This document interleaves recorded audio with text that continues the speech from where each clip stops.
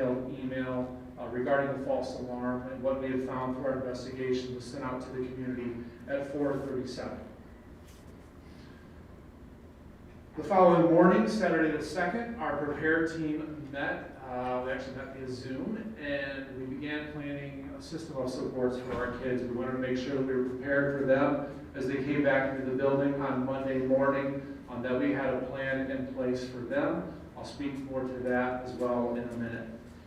And then finally, on December 3rd, I sent out an email communication to our middle school families detailing what they could expect for Monday when their students return back to school.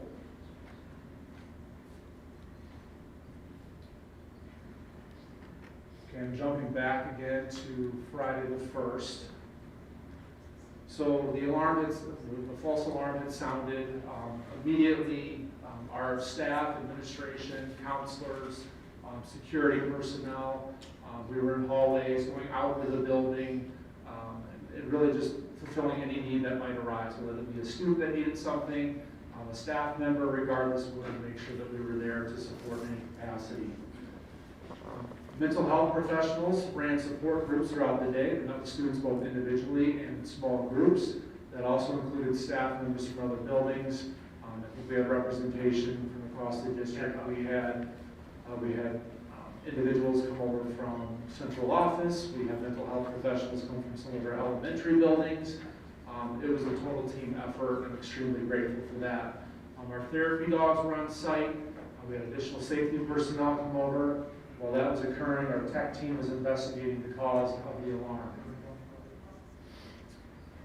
Fast forwarding to Monday the 4th.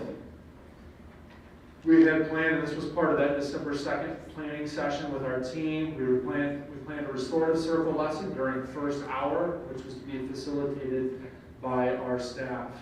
We wanted it to be during first hour because we felt it important for our students to be with their teacher that they were with from that previous Friday on the 1st when the false alarm occurred. So that's why we did it during first hour. We kept our morning routine very the same. So students came in, checked in, we had advisory, we got their breakfast, and then we had first hour. And that's where we had our restorative circle lesson. One of the key pieces to that lesson was we had each of our students fill out an exit slip. We provided them with a QR code. They could use their phone, they could use their Chromebook.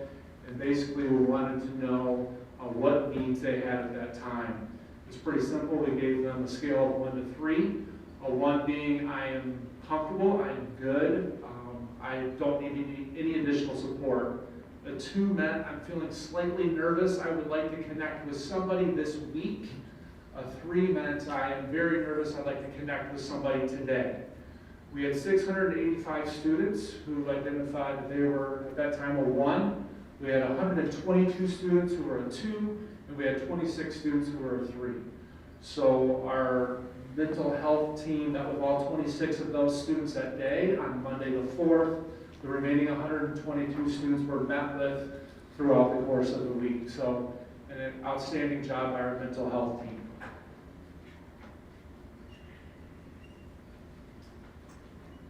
All right, so what we have learned and some next steps. So following our ALICE protocols, we utilized our night locks. Heard some great stories from some teachers, from some very courageous kids, who in that short amount of time, going back thinking about our timeline, who thinking about their training began barricading. We also had a couple of classrooms that evacuated. I think it's important to know, when we think about ALICE, we see that E, we think, might think of evacuation as the last resort. Through our training, we have learned that if you are able to evacuate, you evacuate. And these 2 classrooms, based on their location within the building, and based on the informed piece, the message they were hearing, stating there was something going on in the building, they got out. They did not have to go back into the hallway at all. Again, based on their location within the building, they were able to exit out from their classrooms out to the sidewalk area. We also learned that our PA system needs some work in the gym. That is something that we are already addressing. We are on it. The PA system does work, however, it is muffled. Okay? So we will be working on that. Throughout this process also, we have done another night lock inventory as well as a night lock shade inventory. Again, that is something that we immediately began to address. Most of the night locks that we currently are in need of, there's a couple small offices in the media center that we're addressing. There is an office space in between our music and our band rooms. We're going to be addressing that. And then there, in our 6th grade group hallway, there's a copy room. So we'll be adding night locks there. We found that we need to review plans with students around common places.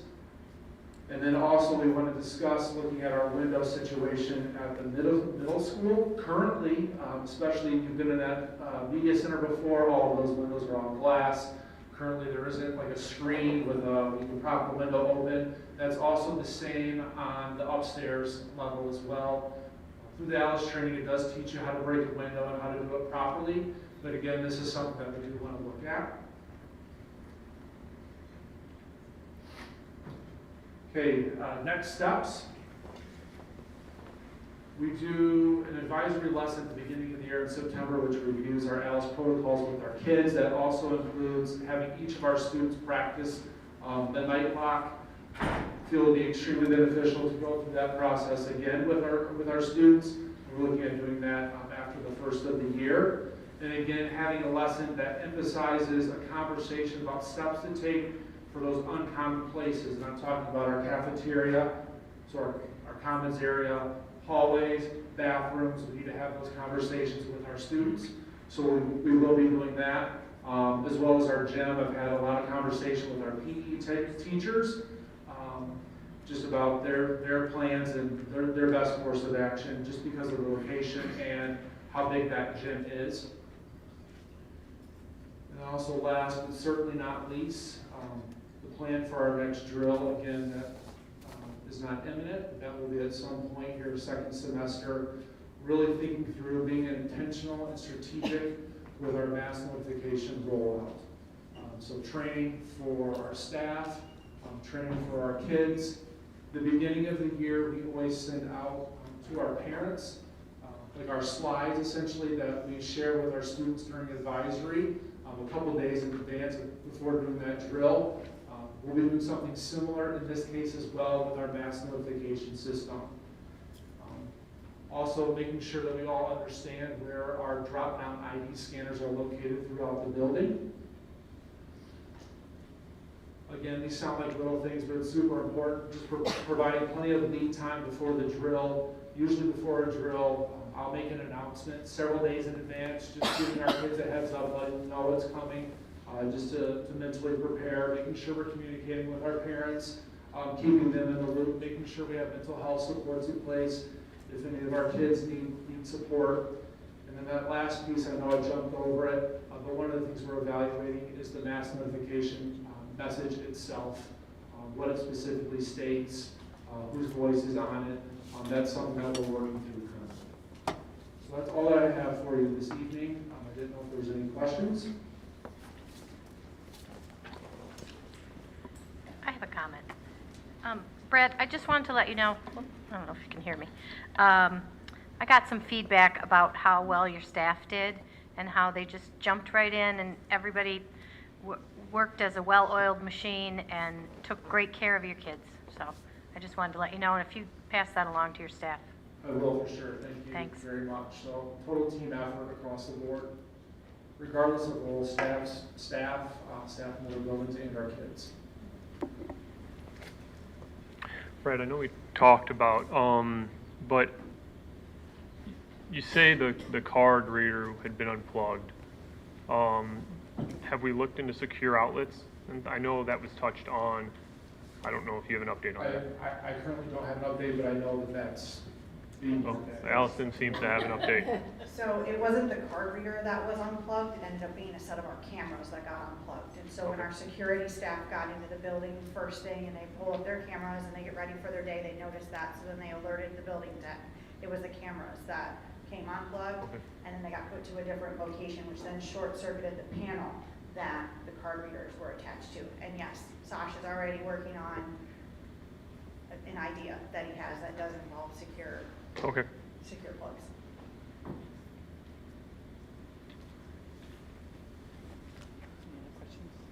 Maybe, sure. We talked, I know you touched on change mass notification message. We had touched on as far as somehow getting a text message out, right, to the group. Is that what that's touching on, or was that a different, and where are we on that? Yes, and, Okay. so it's kind of a both situation. One is, right now, the way that the message is, we want to make sure that it's very clear that they have to enter Alice protocol, that informed piece, and making sure that we're still being respectful of the needs of our community, but using clear language. Some guidance we had gotten before was to use principals' voices from the building, but then as we met with the staff after, as part of a debrief outside of our after action we did with the ICS team, was that they would have preferred a different voice, more robotic, so to say, just to make it clear that when the Alice protocol is being enacted, it's one voice, and then when Brad gets on the PA system, or whatever principal would get on the PA system, they know that's Mr. Bigelow. Listen to that, and it's not two competing voices. And so that's the type of message that we're looking at, as well as from that communication piece, being able to communicate quicker to our families and our district team.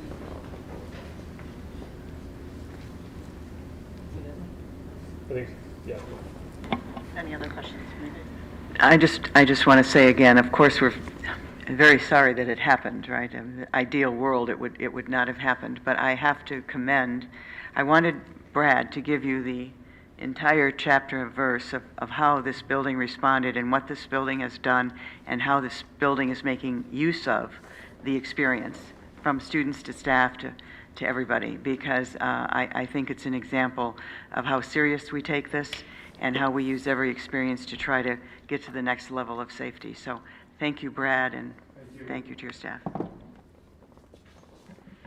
All right. Thanks again. As a mom of 2 middle school students, I do appreciate that a lot, so.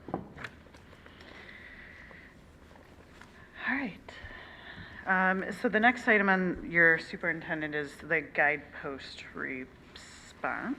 Right. We'll put it up on the screen. And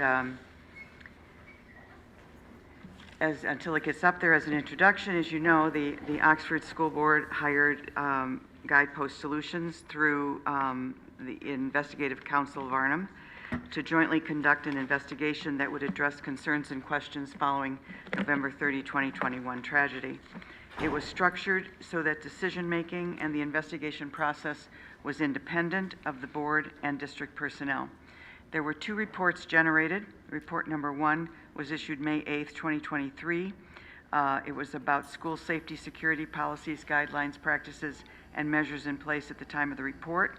The second report was released October 30, 2023, and that investigated what occurred just prior, during, and just after the tragedy on November 30, 2021.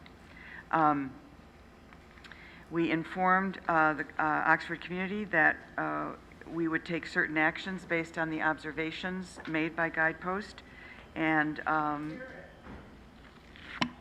still can't hear it. I have it as loud as it will go. Pardon? Closer to my mouth, is that better? Okay, thank you. With report number 1, we created actions, we put actions in place. Those actions are now incorporated in our ongoing recovery plan, and we will do the same with actions that came about because of report number 2. As always, our ultimate goal is to do everything possible to learn from the tragedy and for our district and our personnel to remain committed to creating a safe, more secure, and supportive learning environment. The report is, as you know, the report was dense. It was 572 pages, so of course the response is dense as well. And do I have somebody who's, oh, Allison, click please. Thank you. So we've put it in this format. There were topics from the Guidepost report, and we went through the report topic by topic for those topics where they indicated some improvement would be advisable. The middle column is what is our current practice. Those of you who are familiar with report number 1 and with our recovery plan, know that the district has been working on a lot of these things for the last year plus. And so many things are already in place that are different than what was in place prior. Also, in the third column, we have plans to continue to improve our current status as we move forward. So the first topic is board oversight. And through the policy committee, our current practice, given what we have learned, is that our policy committee works with the superintendent and other administrators, and they update policies regularly. We have updated all of 2022 and all of 2023 that we have received so far, and we are getting ready to do the February 24 update. We partner with Neola, which is a policy updating service. They bring us the proposed updates, especially those that have legal requirements that need to be updated too. The superintendent works with the board policy committee, and the board policy committee then brings the recommendations for those changes and/or new policies to the board as a whole, and the board then votes on the policy updates. The superintendent and board assistant, Angela, is the primary gatekeeper for how these policies come through the process. It is part of the superintendent's contract, as well as board policy, as well as the evaluation tool used to evaluate me, to determine whether or not the superintendent has been proactive in determining district needs and policy priorities, and whether the superintendent has a system in place to ensure timely administration of district policies. Where we hope to bring additional oversight and additional progress to policies. Beginning this school year, the board is auditing all current policies. They're reviewing policies that come from other service agencies besides just Neola. And the policy committee will be looking at whether or not we need to change either service agencies or change structure and process in terms of policy development and updating. Certainly, after the new superintendent is hired and during the 24-25 school year, the board policy committee will work with the new superintendent on a plan to manage and monitor the implementation of board policies. Beyond next school year, the board is also going to ensure that any new board members are oriented to their role in policy development and management through training from the Michigan Association of School Boards, as well as sitting Oxford School Board members. That is board oversight. Staying with board policies, there were also observations made related to policy implementation and monitoring. As I said before, this is in the superintendent's contract, part of the superintendent's evaluation, but the superintendent is also going to report biannually to the board on the implementation and compliance with critical policies, such as threat and suicide assessments and protocols.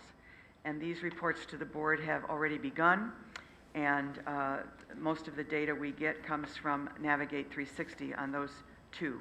In addition, the Executive Director of School Safety oversees threat and suicide assessments for the districts, facilitates the training, monitors the policy implementation, and works with buildings on a monthly basis as every school team reviews every month how they have used data, how they have made decisions, how they have called threat assessments into place, and what has happened with them. So it's a monthly review.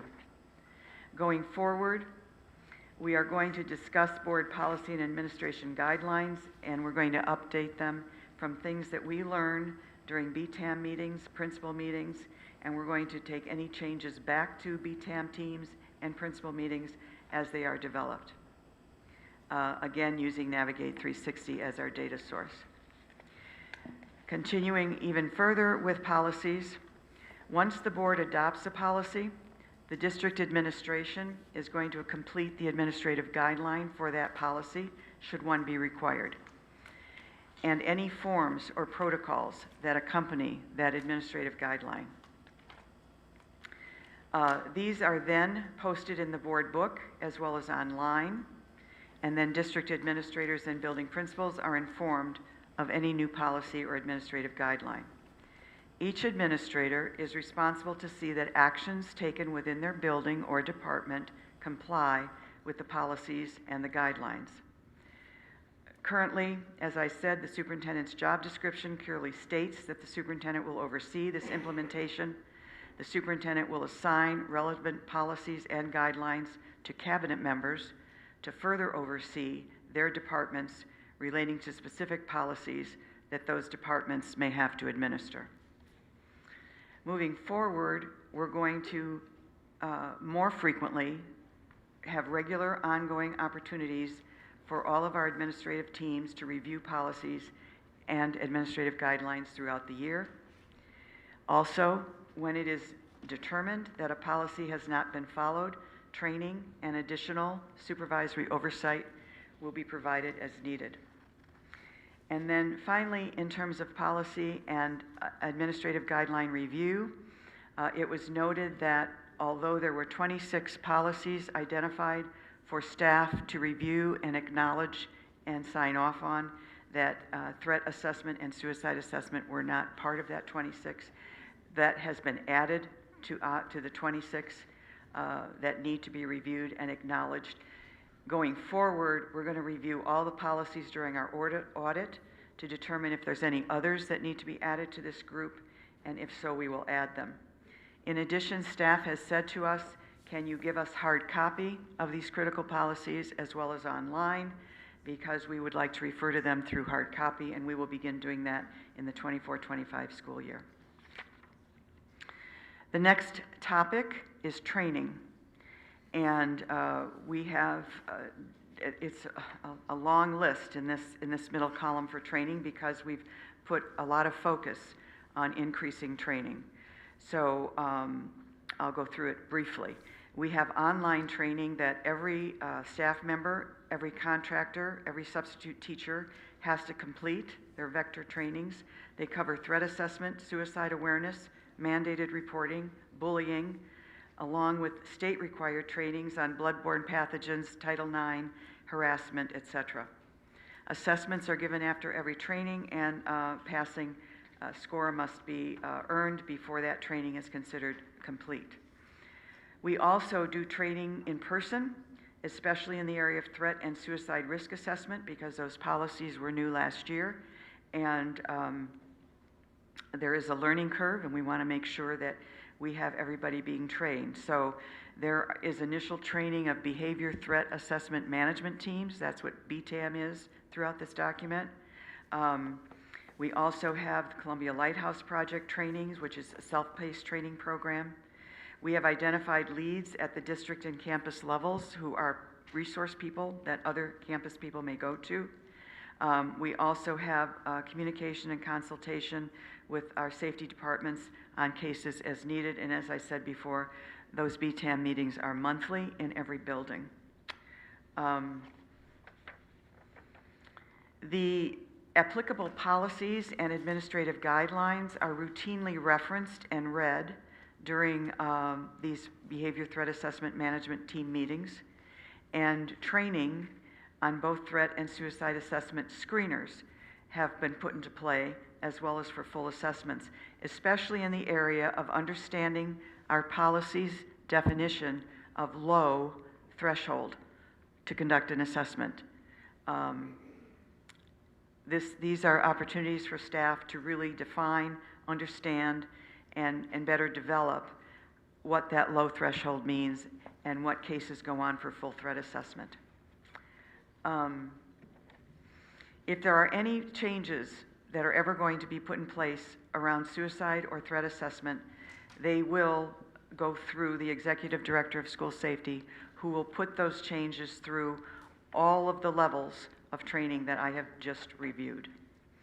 In addition, because of our monthly meetings and our monthly conversations with staff member, we will be bringing the board within the next month or so a new suicide policy, even though you just adopted one last year, because we have added an entire process for screening prior to full assessments, and we'll need to amend our policies to incorporate that.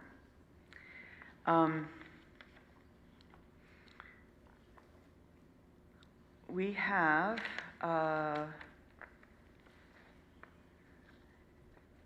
so the district's threat and suicide risk assessment policies, practices, and protocols, there's a couple of things that are in there now that were observations by Guidepost. For instance, we have multidisciplinary teams for threat assessments. It includes at least one school administrator, at least one school-based mental health professional, and the SRO. That is the minimum group that can decide whether a threat assessment goes on or not, or carries through a threat assessment. For suicide risk assessments, we have at least one school administrator. We are now calling for 2 school-based mental health professionals and the SRO, and this will be the minimum number of people required to not only check for access to lethal weapons, dangerous instrumentalities. This is also the group that's going to decide if the assessment goes from screening to full assessment. The screening process is new, it's very thorough, it requires, it has been taken from several different models of best practices, and when I say mental health professionals, we mean master's level. That would be for both the suicide and the risk assessment. In terms of going forward, these 2 policies are at the top of the radar all the time. We're going to continue to look, continue to search, continue to check our practices against best practices. Okay, the emergency operation plan was another topic. In terms of history, the 2019 EOP was approved and updated as follows. And these are things that Allison was able to pull from records in the district. The 2019 EOP was approved by the board at the December 5th, 2019 board meeting. It was updated in the MEG system, that's a Michigan Education Governmental System where you file all of these kinds of reports. It was updated in MEGS on December 16th, 2019. It was not updated in MEGS again until February 23rd, 2022, and it was amended and filed again in on March 22nd, 2022. The current EOP was updated and reviewed by the District Safety Committee as well as the Parent Subcommittee on April 5th, 2023, brought to the board during its closed session on April 11th, 2023, and approved by the board on April 25th, 2023. This has already been updated then in MEGS in May 2023. It included all building vulnerability assessments. Those were conducted by the Executive Director of School Safety and the School Safety Administrator using a tool called CISA. There was a memorandum of understanding put in place between all businesses and Oxford Community Schools that were being used as reunification locations. Those signed MOUs are in the EOPs, current EOP. We have backup personnel assigned for continuous VSS camera operation in order to better meet the Inform updates as part of ALICE protocol. Buildings have assigned ALICE duties to specific staff members. This is outlined in the EOP and in the building manuals. Drills are occurring this year to include situations both inside the school as well as external to the school.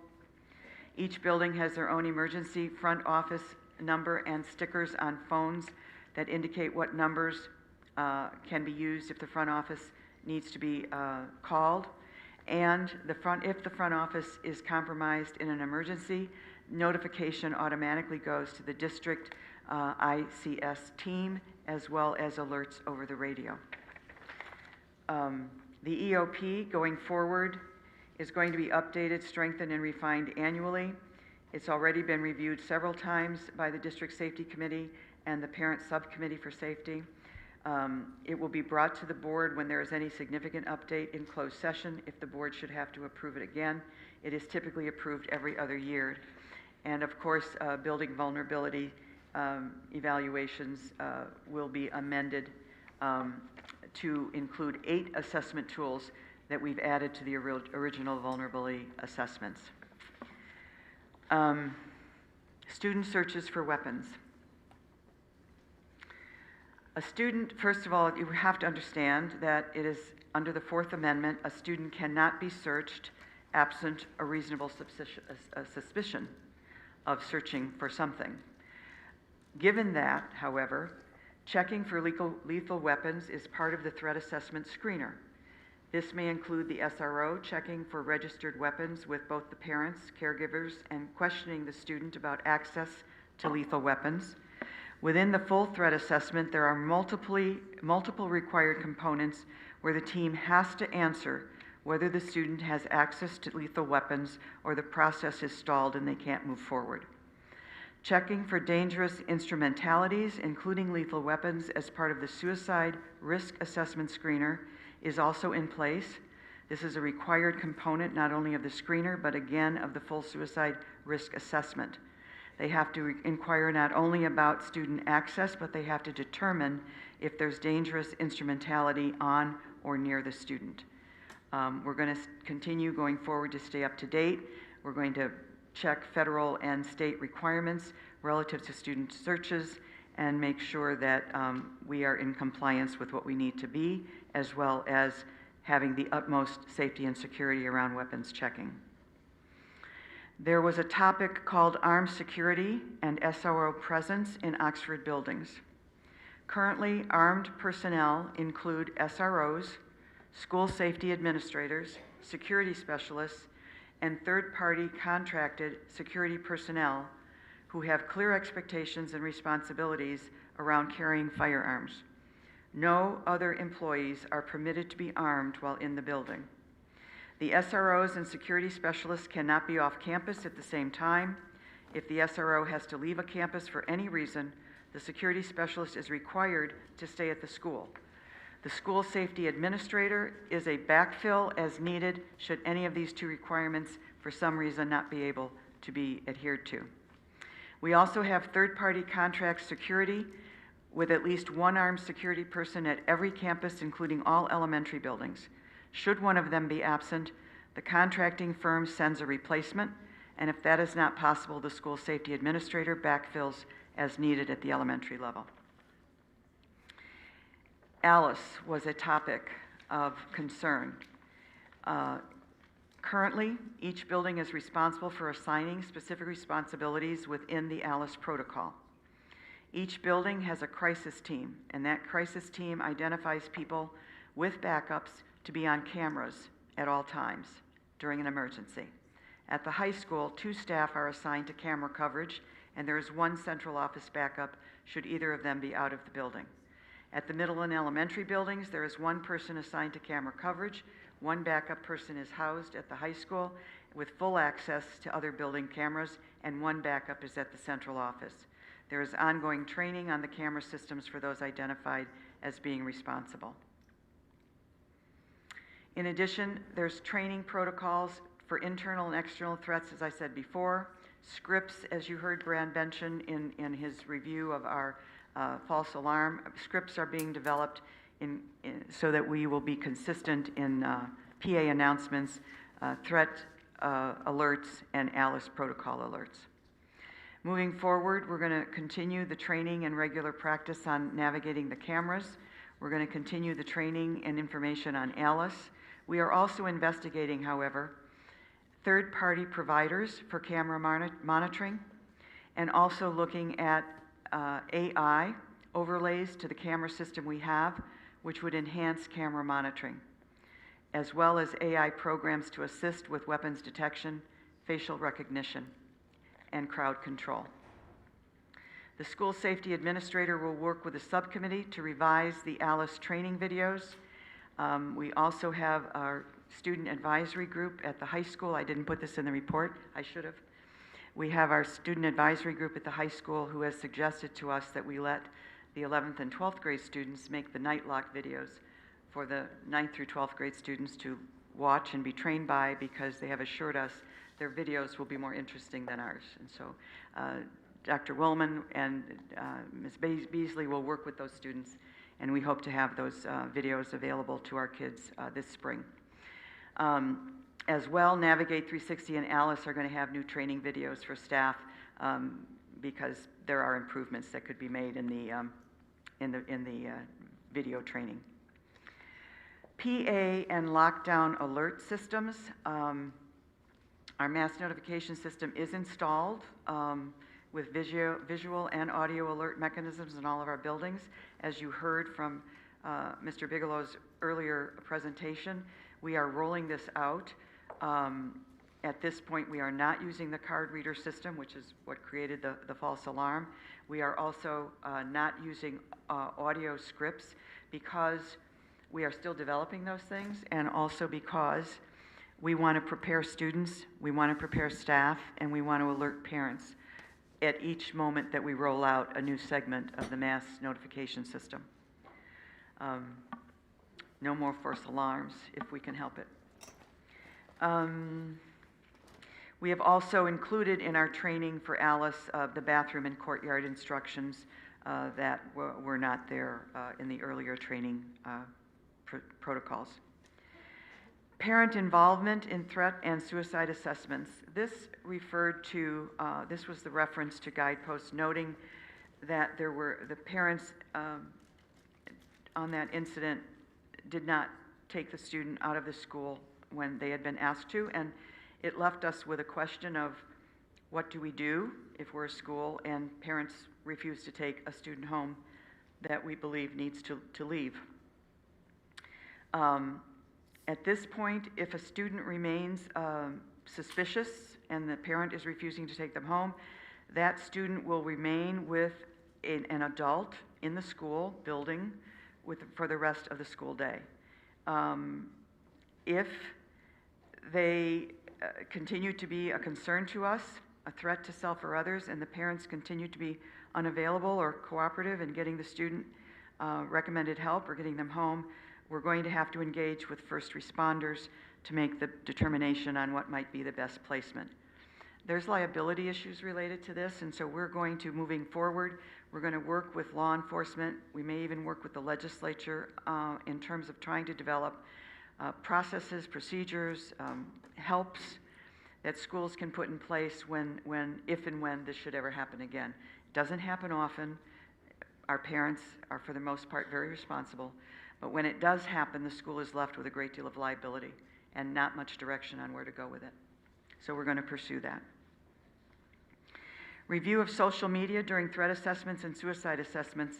The Executive Director of School Safety and many of our technology people, as well as many people from our BMAT teams, our digital teams, they're all going through training, learning how to better apply the principles of threat assessments to digital threat assessment assessments, digital assessing digitally threat assessment platforms.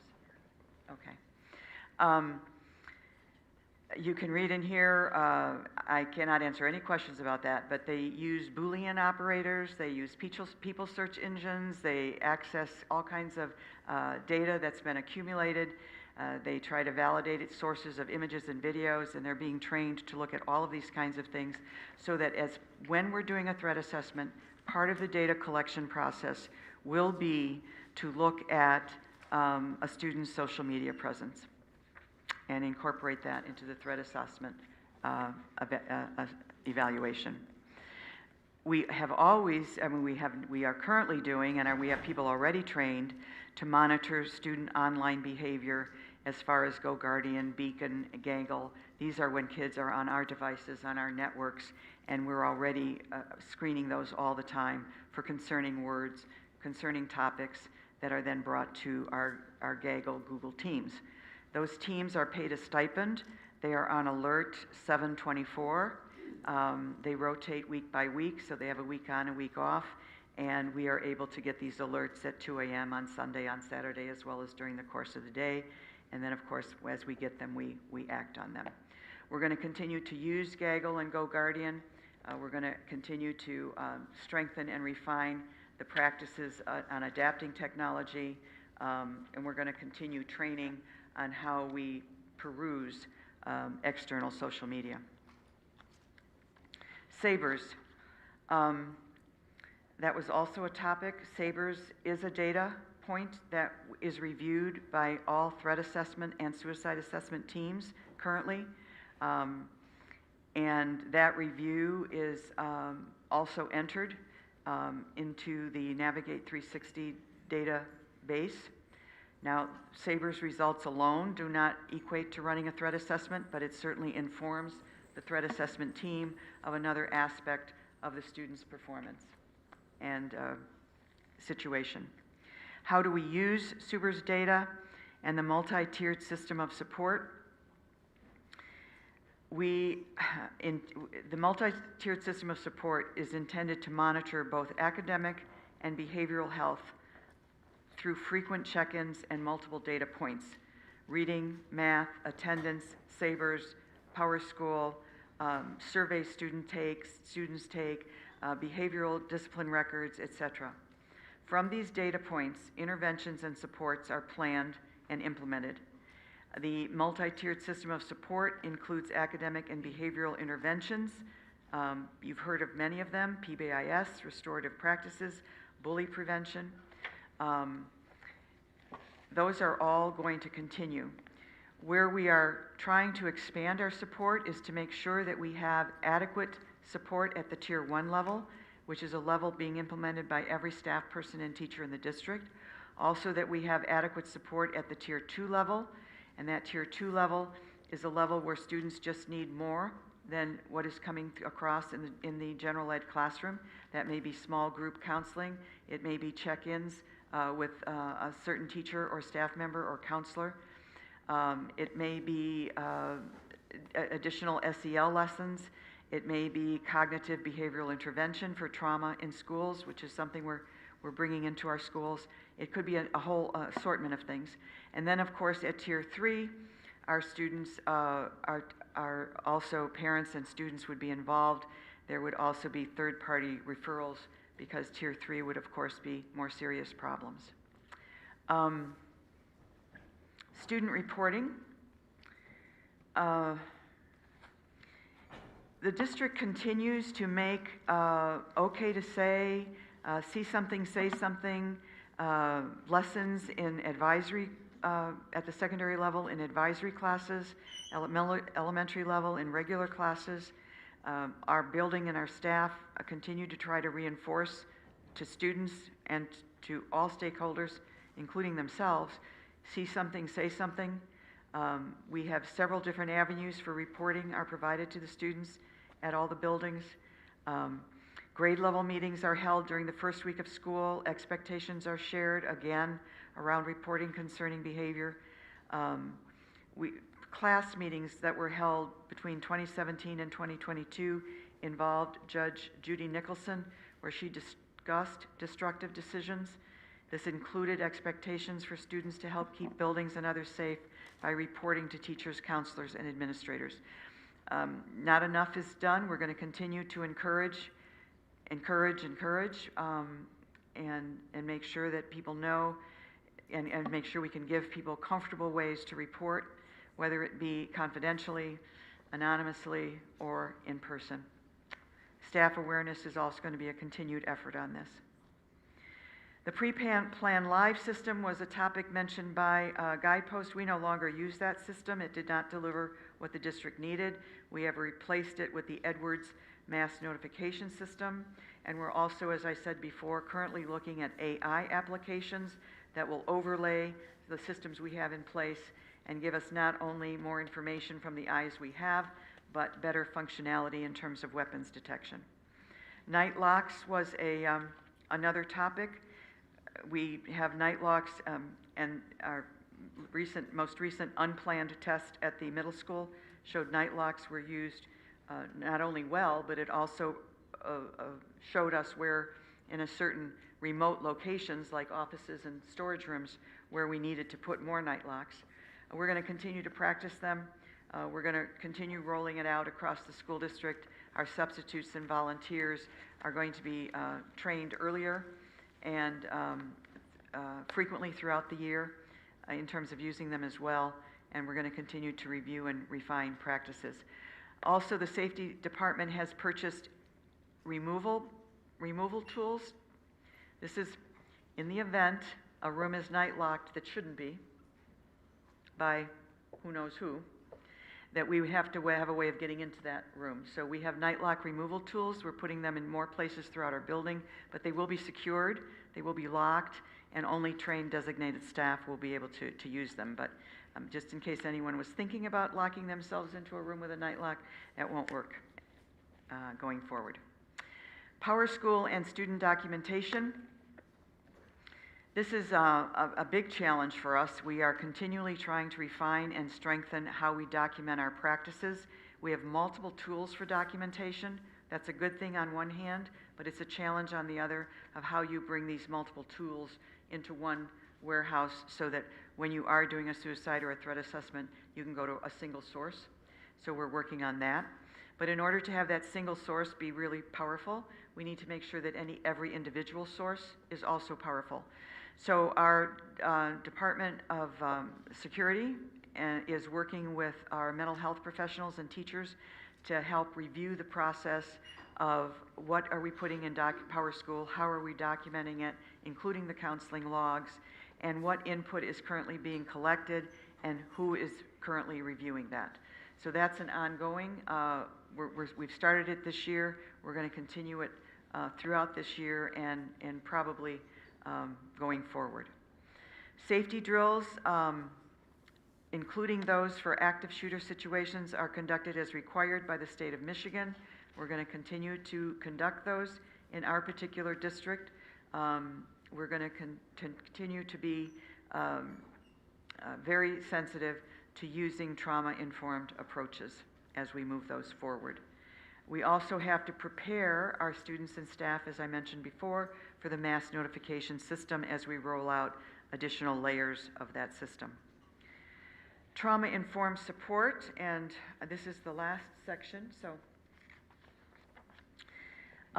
there's a lot that's been going on in trauma district support. When the tragedy happened, the district did not have any internal trauma experts, and so experts were brought in external to the district. It took 4 months for the Department of Justice to get here. One of the things we want to do going forward is work with the state and work with federal agencies to determine how could we ensure that they get to a district sooner should this happen elsewhere. So we're going to be working on that. In terms of our own, where we've come since we have had expert advice and we have had a recovery team come to our schools, and we've been working with the federal, state, and local support systems. We've created a wellness department to support mental and behavioral health needs of students, families, and staff. We've added the following programs: the Student Mental Health Wellness Program. A lot of community partnerships are helping us provide that. We have a social emotional curriculum. We have the multi-tiered system of support framework. We now have additional guidance counselors, additional family school liaison services. We continue the monitoring of students' Gaggle and other online social media. We are redeveloping our crisis teams to use the Prepare crisis response model, which is being very well received in our schools, and that training continues to be rolled out.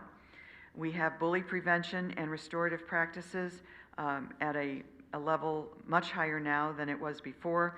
The board last year did a lot of work on bully policies, guidelines, protocols, forms, etc. We have the Oxford Wildcat Pack, and we also have a lot of community partners that are named on our website and as well as in here, but I won't go over them. We're going to look at the trauma-informed toolkit that comes from the Department of Justice. Actually, we've been looking at it, and one of the things we're going to be working on for second semester is to administer a self-assessment throughout our district to see where we're meeting trauma-informed standards and where we have work yet to be done. And we're going to be working with Maryvale and Victims of Crime Training and Technical Assistance in order to do that. We're also going to expand and align initiatives in PBIS, social emotional learning, restorative practices, etc., in order to have more interventions and to have interventions more consistently applied in the multi-tiered system of support. We've developed Parent University, and we're trying to bring parents and community members a range of educational opportunities that focus on many of the things I've named in this response, many of the things that are in our recovery plan, many of the things that are in our academic programming goals. So we try to focus on academic, parenting, suicide prevention, BTAM, bully prevention, self-care, wellness, etc. We're going to continue to explore how we can increase parent engagement and participation in these parent universities. The rest of the document is, as I mentioned to you before, and what I brought to you before, are all of the input we got through questions, suggestions, and things we ought to keep doing from our 14 listening sessions that we held the week or two after the Guidepost report was published. As you go through these questions and as you go through some of the suggestions, you'll see that probably about 80 to 85%, I don't have the total tally with me, are answered within our response. So we said to people, we need to have you tell us what you want us to focus on and what you want us to look at, and we did. Where it impacted, where it related to the topics that are listed on the left column of what I just went through. And that's the report. Before I make any further statements, do we have questions on the report or the contents within the report from the board? Yeah, I do have some questions. So going back into the policy implementation, can you explain a little bit better the process in there as far as you said that certain administrators would be responsible for district policies? It would be broken up like that. Is that something that they are tested yearly on for knowledge? Is it part of the review? Can you just explain that a little bit better? Well, depending on the cabinet member, for instance, Sam Barna would be finance. So his primary responsibility would be to see that the implementation of the finance policies were going as they are. Dr. Williman is in charge of suicide threat assessments, so those would be assigned to her. So cabinet members, all the instructional curriculum would be Anita and Steve. So given their role, there are certain policies that just fit their role. Certain policies override everybody's role. And so those are policies that everybody has to be aware of. In our job descriptions, in our assignments, and as part of our annual evaluations, that policy implementation will be addressed. Okay. And could you explain to me a little bit better, when you said that, well, when the report said, when they do drills and someone is manning the cameras, there's a backup person, but for the elementary and the middle schools, that backup person appears to be out of the building? They are off-site, yes. Okay, so how is the inform component of Alice? They're monitoring the cameras and they're in communication with the building. Through radio? At the same time. Is it through phone? radio? Allison, is it through radio? Right now it's radio as we're updating our PA system. Mm-hmm. Okay. And so the backup person in charge of the cameras at that point would have access to the PA or not? What's the chain? It depends on where they are. So like I have access to all. Do you have a microphone, Al? Sorry.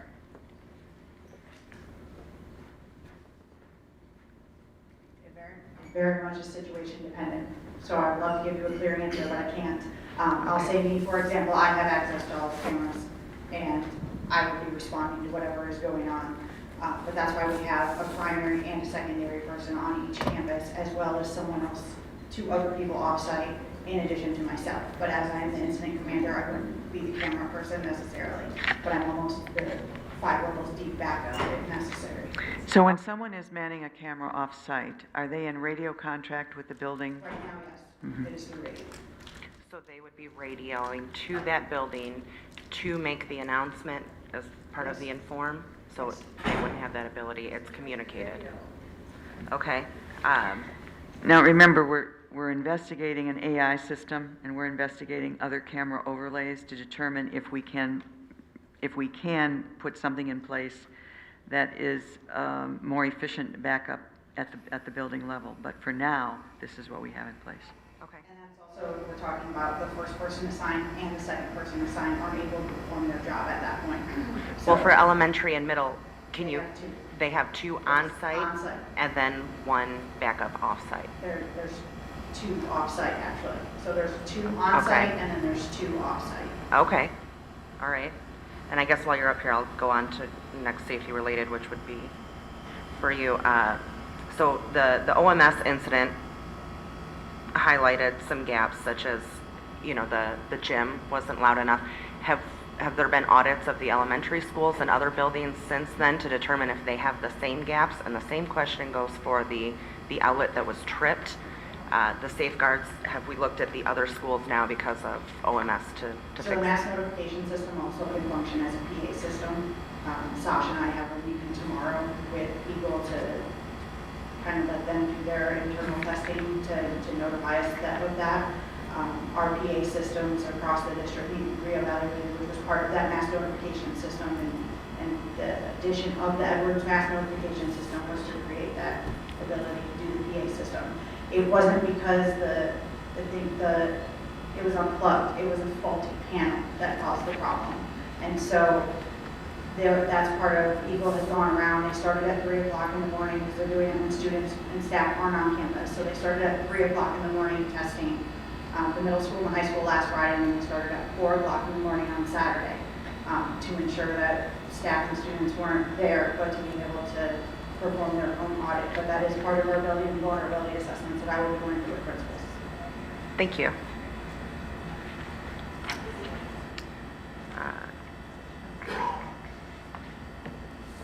Same question for the night locks. You found that in OMS there were some closets, some areas that needed maybe night locks.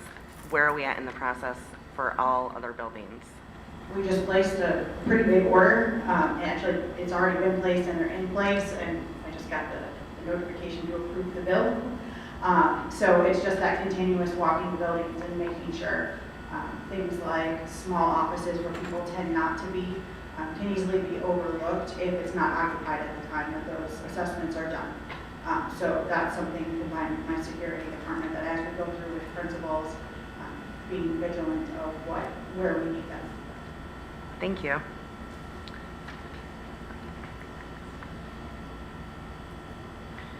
A couple things that I just wanted to ask, I guess, Vicki maybe, since Heather is not here. Based on the listening sessions and things that were in there, do we have an update on Guidepost? Have they had communication with us as far as an addendum? Do we know the status of that? They've not communicated with us. I did not have very many things turned into me. I don't know what's been turned into Guidepost. Okay. A couple things also. How often is mandated reporter training? That was a question that wasn't in there. We have it at the beginning of the year, this year. It's new this year. So we did it, all employees had to do it at the beginning of the year. New employees do it within a couple of weeks of them coming in. And that's the vector training online. Now, there is also supposed to be at staff meetings and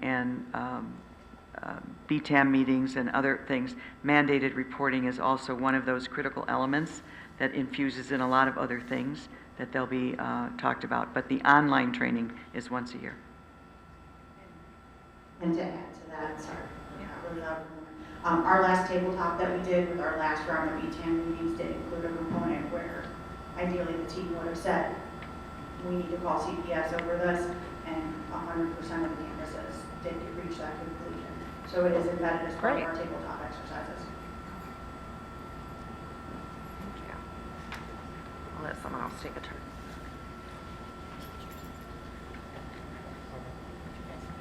Any other questions? No?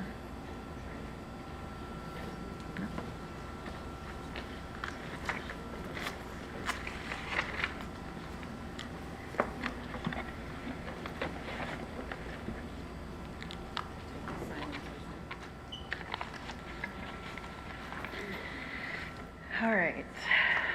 So I think from a general perspective of the board, and I hope that I'm speaking for the majority of everyone, as a learning organization, we know how important it is to continue to use the report and the feedback we got from the community sessions to improve our practices, our policies, our training, and our support to our staff, our kids, our family members.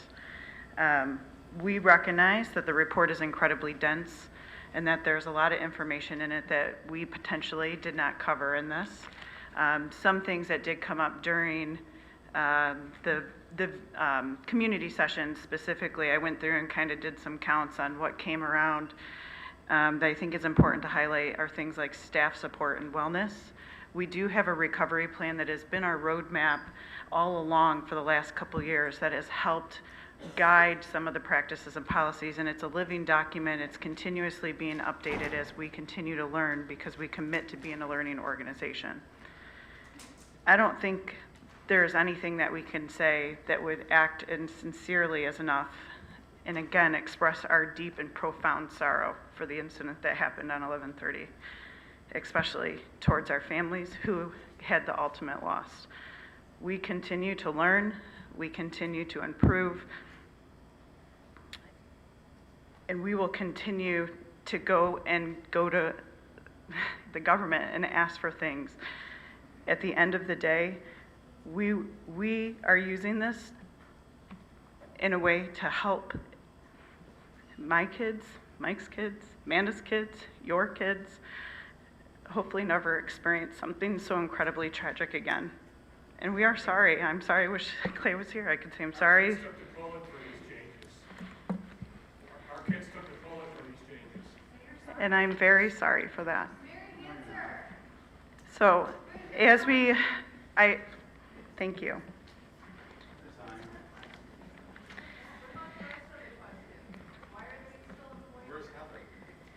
So, thank you. This is still a business meeting, and we will go ahead and move forward on the next item on the agenda if the rest of the board has no other conversation on this. Board of Education matters, number 7, the reimbursement request for approval.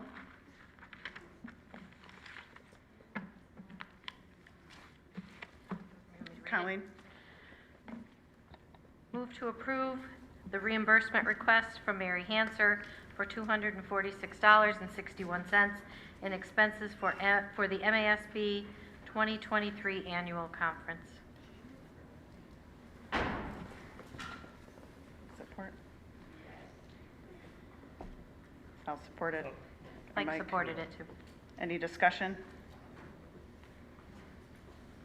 All in favor? Aye.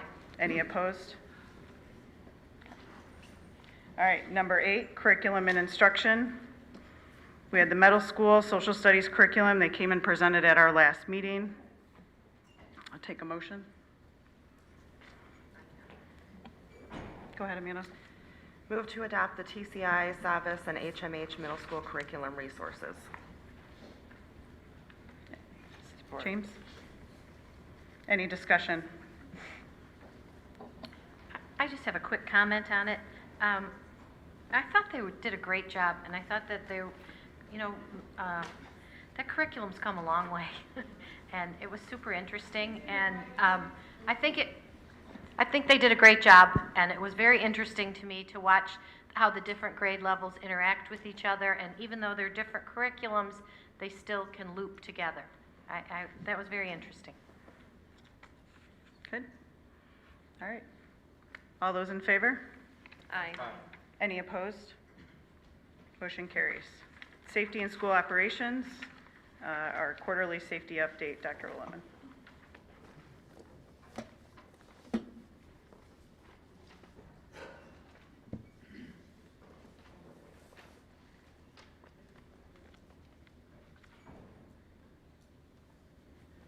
This safety update pertains to the ongoing recovery plan that we have, and then at the end, I will be able to share some of the threat assessment and suicide risk assessment data that we have. So conducting building and vulnerability assessments, what we did over this summer, because my department found that the CISA tool that is required by the state of Michigan is not thorough enough for our expectations, and so we took 8 different assessment tools ranging from OSHA, Department of Justice, PASS, Homeland Security, CISA, and combined them into one document, which we will begin those assessments in January. Next week, I will be meeting with principals across the district, and we will get those scheduled to begin in January. That does include an intruder component, so we will have someone not employed by Oxford Community Schools attempt to come up into our buildings. They will not be armed. It'll just be to see, are they able to breach any exterior door? How long does it take to be asked to identify themselves? Are they stopped in the front office and such? These assessments will be done with administrators, and anything that is brought to our attention, because we will be looking at both safety and security components, we will submit work orders for. I know I received an email from a teacher today about something not working in her classroom, notified Mr. Varna. We already have scheduled for when the company that needs to come look at it is coming out, and it was within a matter of 10 minutes. So we do take any work orders very seriously, and the maintenance department and my department work very closely together about that. And then we will bring that to our district safety committee to share.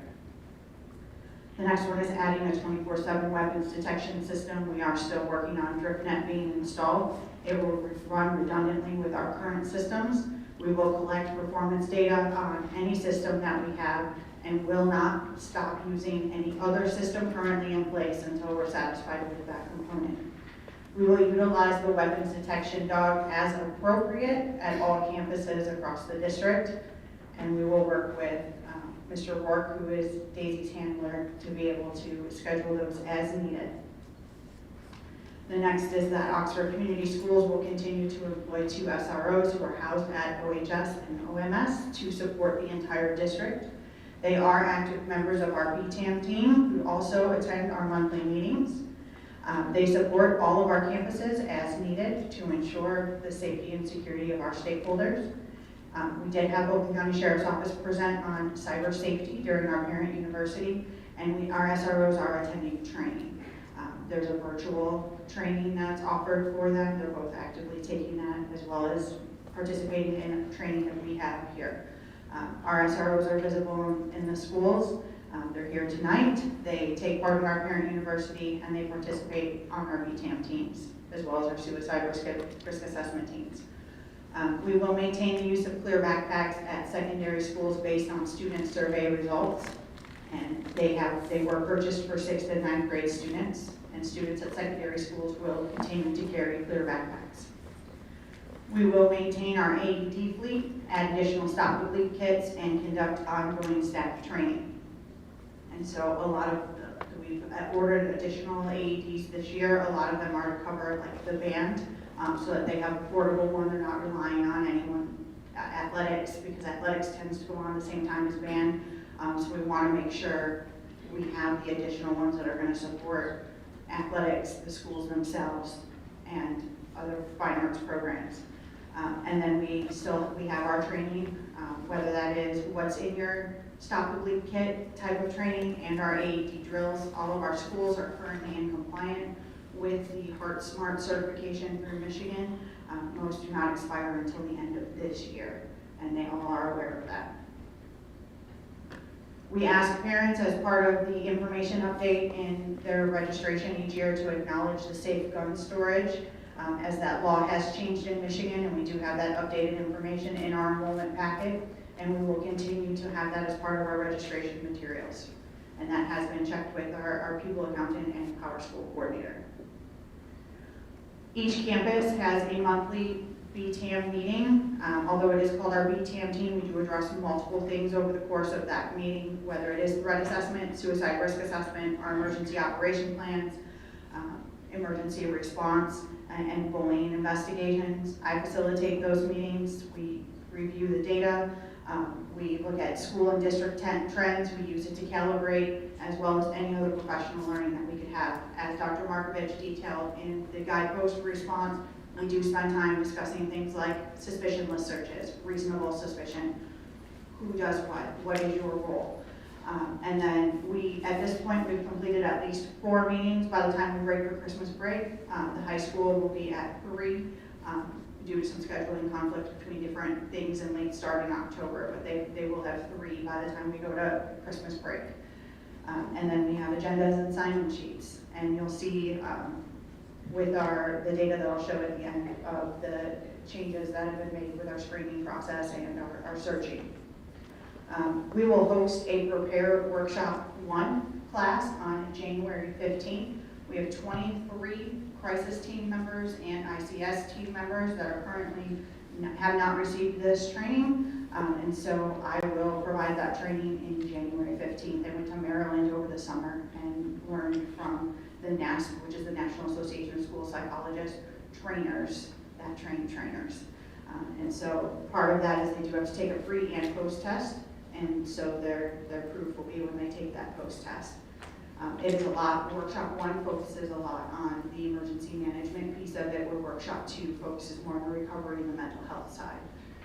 And I know that Mr. Barless wasn't here. There he is. We have both taken Workshops 1 and 2, just because it's not one piece and the other. We both have to have an understanding of each other's roles and work together to be able to help everyone be safe and recover well. BTAM training for all new BTAM team members. We held a training on November 13th, so 100% of our BTAM teams across the district are trained. And myself and the school safety administrator are trained. We attended a training last spring by Dr. Melissa Reeves through the Michigan State Police Office of School Safety to train us to be able to train our districts and other districts throughout Michigan in the basic threat assessment and TAC model. We've hosted threat assessment and suicide risk assessment training for support staff as well as the community. I've completed training with transportation, child nutrition, central office, and OELC so far. We're working on scheduling other support staff. We had a parent university session on October 2nd where Dr. Melissa Reeves and Michigan State Police came and presented. And then I'm working with the Department of Homeland Security as they have some community engagement and community awareness events as well that they are willing to come and do. Part of the requirement, as Dr. Markovich also spoke about during the guidepost response, is our required safety and security trainings. And we've gone over that before, but that is a required component of working here. New employees have additional ones that they need to take, but this is some of them that they take. And the threat assessment and suicide awareness, prevention, and postvention do not replace any official training that they would have to be members of the BTAM team. So if you're a member of a BTAM team, you also have to take this vector training in addition to going through the full BTAM training and participating in the Columbia Lighthouse Project's self-paced training. We'll complete all state required drills. So those have to be the principals have to send that information to Oakland County each year. And then they also had to send me calendar invites because I go and evaluate them. The state has a evaluation sheet. We do not have to submit to the state, but it is something for us to keep in mind so that as they're going through various drills, we're able to do a quick after action. Something like the false alarm at Oxford Middle School was, we did a longer after action, but typically during a fire drill, we do a quick, what worked, what didn't work, how can we improve? Same thing if we're doing our tornado drill, just so that we're constantly keeping that idea that we're looking to strengthen and refine everything that we do. There are required forms from the state of Michigan that get submitted and posted on our website. Our goal is to become an ALICE certified organization. I met with Navigate 360, who now owns ALICE, to determine our progress. We have 2 things left to do, and it's paperwork that I have to submit to them. So we will become an ALICE certified organization. And part of what I am here to share as well is reviewing data with you. Today I will be reviewing threat assessment and suicide risk assessment data so far this year. okay to say. We will continue to encourage everyone to see something, say something, report something. Ideally, we would like that to be reported to a trusted adult, but we have the confidential tip line of okay to say, and we continue to encourage everyone to use it. In fact, 2 nights ago, we received a gaggle alert of a student emailing their counselor out of a concern for another student, and probably within 5 minutes, I got a call from okay to say about the exact same situation. And so, and because it's a confidential tip line, I can't say it was the same kid, but even if it was, that's an excellent way to use your resources. And even if it was 2 different kids, way to see something, say something. And so our kids are using this, and they're doing everything that they can to help each other. And it's powerful to see our kids wanting to support each other. And the quick actions of our after hours gaggle team. Because then the gaggle came in, the okay to say came in, and I was able to talk to the person that responded to it, so that we're both not calling mom, because that can be a little scary when it's almost 10 o'clock at night and you're getting a phone call from the district about the same thing. So we were able to coordinate. Okay to say was able to give me some different information than what was in the gaggle, and so we were able to give mom a complete picture of what alerted us in the first place. And so we'll just continue to have ongoing training and making sure everyone is aware of okay to say. As I said a few slides ago, we did have okay to say. Michigan State Police did come out as part of our parent university to give a presentation. And so we will definitely continue to work with them and partner with them and encourage anyone that if they see something, say something. Okay to say is a great place to inform us. And of course, if there is immediate danger, if there's anything imminent, please call 911. This is a tip line. It is not an emergency response line.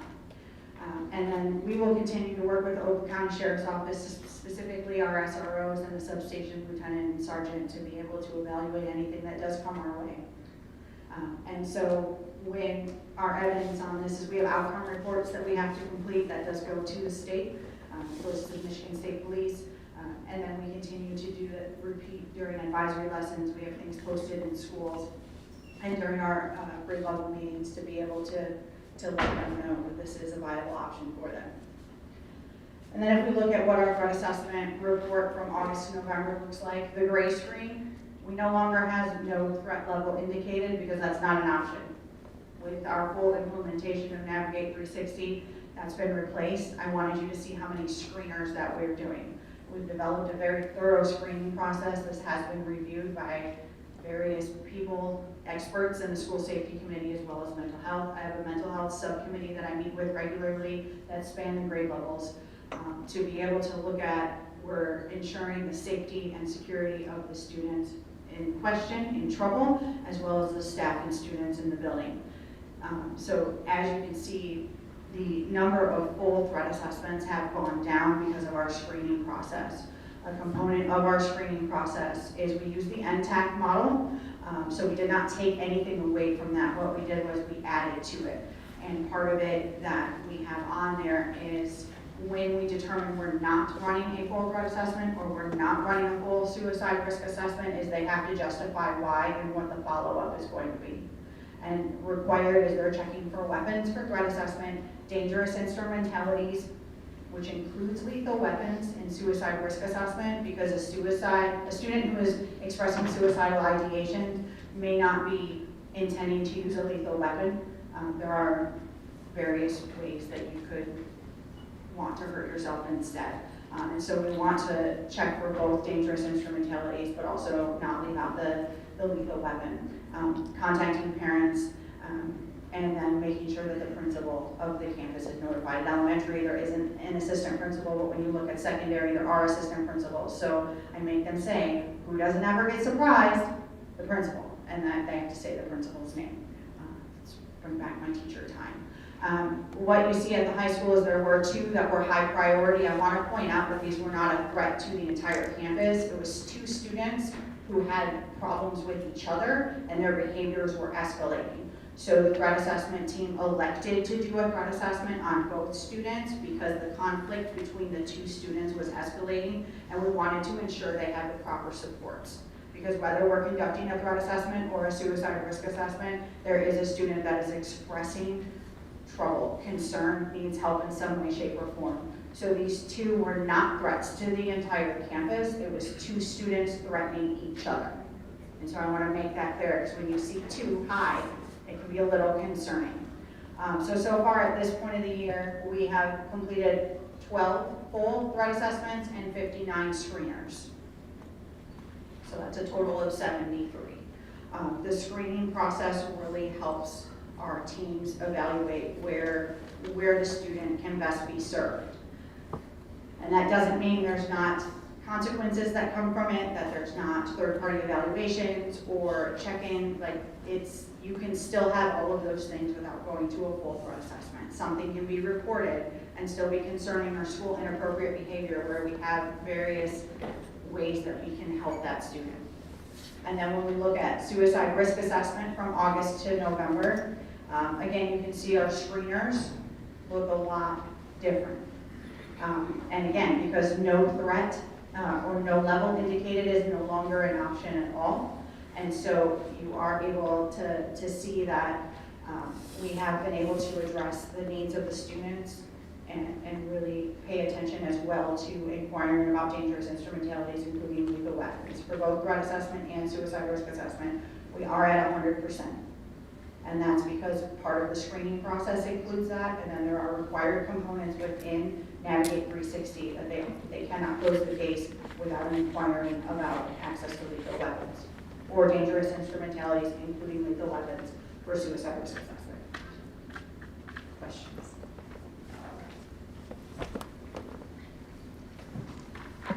Any questions? Yeah. Going back to the pre-plan live duress buttons that are no longer in use, that didn't work, can you tell me, is there anything right now in place that would be considered a duress button, or will that be the card readers that are still not installed? Part of that is the card readers. The card readers are installed, they're just not programmed currently. We want to be able to do a full, thorough test without students in the building, so as not to create any traumatic experiences, is what we had with the false alarm. The school safety administrator and I walked throughout the high school and the middle school to place those in ways that we believe people would evacuate in an emergency situation. What we're also looking at is exploring Alyssa's law. It is currently in process. What that would require is a silent alarm in each classroom. Multiple states have already adopted that. There is also a bill in progress at the federal level. And so part of what Dr. Markovich and I have been focusing on is what's going to be the best one to address our needs, because we have a lot of stuff. We want stuff to talk to each other. And so making sure we have whatever we pick is going to work, and that it's also going to be able to work with our other systems we currently have in place. So the card readers that are going to be installed, the card readers that are going to be put into use, would they be compatible for this silent alarm or no? Those would be in the hallways. So what Alyssa's law would require is it's in each classroom. And so that would meet the needs of the law. So we would need additional technology. Does the Edwards mass notification system, do they have something like that? That's part of what we're investigating. Okay, sorry, I won't get too far ahead on that. Okay. But again, it's not currently law, so we're just trying, because we know it's been put in place in other states, we know it's in progress at the federal level. Dr. Markovich and I know it's coming, and it is best practice to have that. Ideally, that button would have been able to work and do what it's supposed to do. Sure, thank you. As far as volunteers or other adults in the building, during OMS, I know that some people did not know what to do. Where are we at with Alice, Stop the Bleed, training for volunteers or other adults that come into the buildings? I'm creating the volunteer one. Substitutes as part of their employment. They do have to go through the similar vector trainings that other people do. But for mere volunteers, we have to craft it a little different. Sure. And so that's kind of the balance that we're making. And it just gets to making sure that we're keeping safety and security where it needs to be, but informing those who are in our building regularly and face that option of having to install a night lock. Things like how to install a night lock is not something that needs to necessarily be secret. It's rather self-explanatory. But there are other components that regular parent volunteers do need to be aware of since they are frequent in our buildings, but just striking that balance of keeping everyone safe and then ensuring we still have proper security practices in place. Okay, thank you. And actually, to piggyback off the Vector mandatory trainings that you have for staff, can you just give me a little overview? Obviously, there's a test at the end of every training. Is it a pass-fail? Can you give me an idea of that process? There's typically a percentage that you have. You can get an 80% or 90, whatever their percentage is in order to pass. And then you have the opportunity to, if you fail, you have to go through the training again. Okay. That's all for now. Thank you. Any other questions? I just had a quick question. Is there a duplication of numbers on the screeners and then the things that are so once you've done the screener, is the number then duplicated in the other columns? These are solely screeners. Okay. And then the low, moderate, high, or the minimal, moderate, high, eminent, that's solely what is put in the Navigate 360. The screeners are housed somewhere else.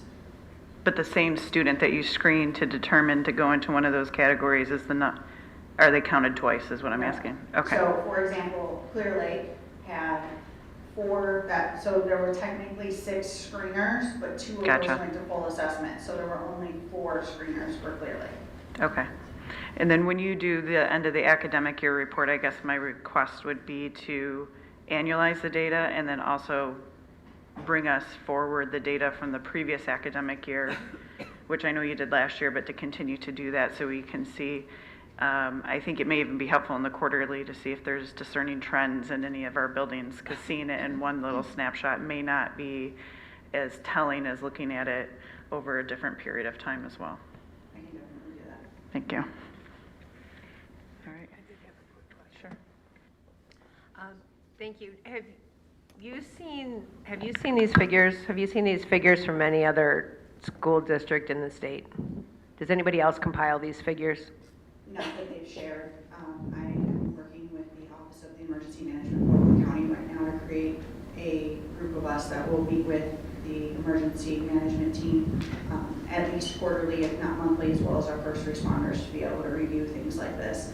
As threat assessment, the bill is currently in the sub-education committee. It's 4098. Threat assessment is not required in the state of Michigan. So I cannot guarantee what training any other districts have had to even start to compile this and create a comparison. I know a lot of districts in our area are starting to go through the training, but I don't know what their process looks like. And that's partially why the emergency management team of Oakland County and I are working on trying to get that team together so we can have that ability to talk through and at the district level trends, what are other districts seeing to be able to support each other. Right, and it would be helpful to see what trends we're seeing across the state to better educate what supports students across the county or the state need. Okay, thank you.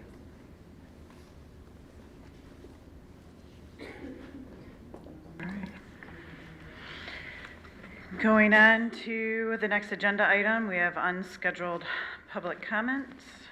Just a reminder that the public comment time is 3 minutes. There is a little device on the table that lights up green, then it will start to flash yellow as your time is starting to wind down, and then it will be red at 3 minutes. We have a pretty thick deck here, so I please ask that you keep to the 3 minutes so we can go ahead and get through them all tonight. And we will go ahead and start with Brandy Rebecki.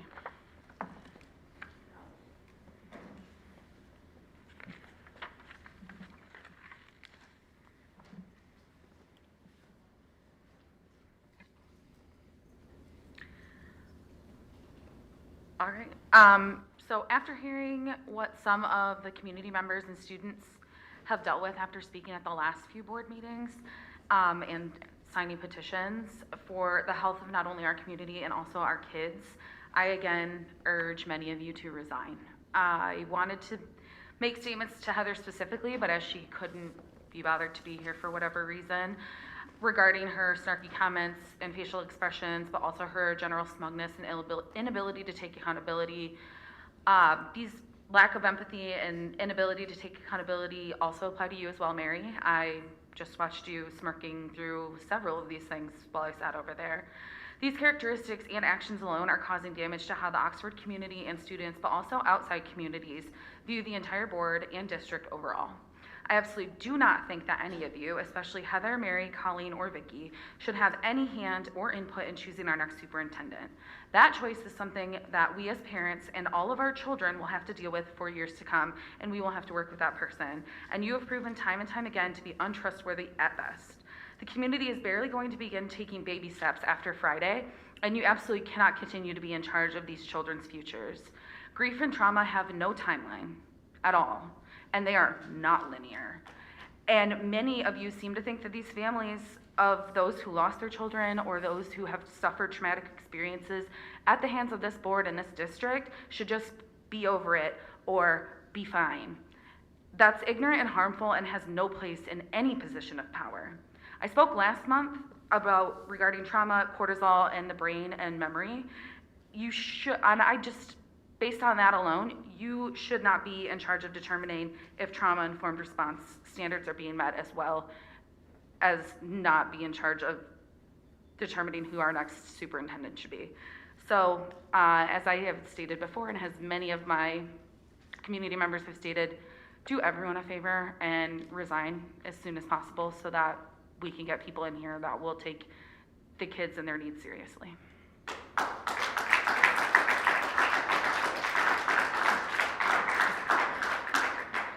Katie Horton.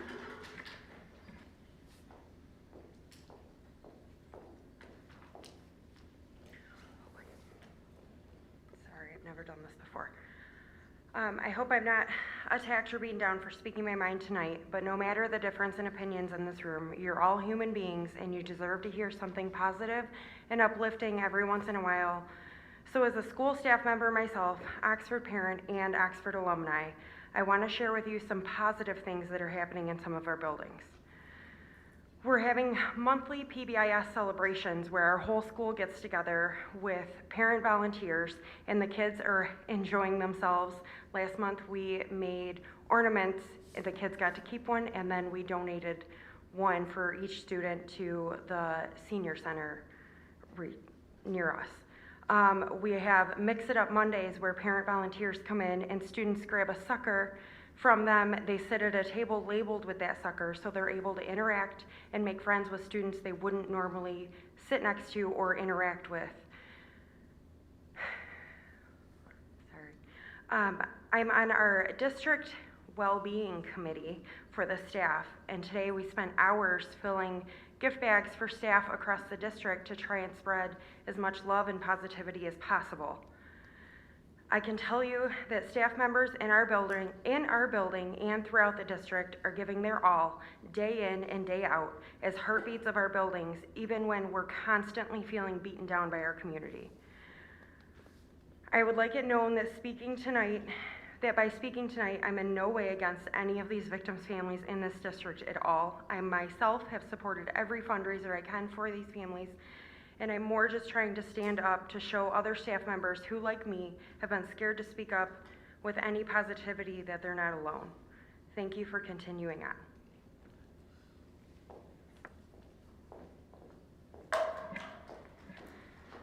Shirley Tomczak.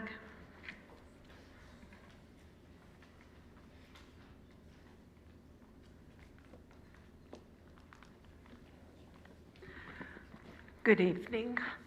I have had a long history with the Oxford School District, and my granddaughter, who was a freshman, was in the 200 hallway on the day the shots rang out. I'm going to start with 4 things I know for sure. One is one does not get over trauma. 2, everyone's reaction to trauma needs to be respected and supported.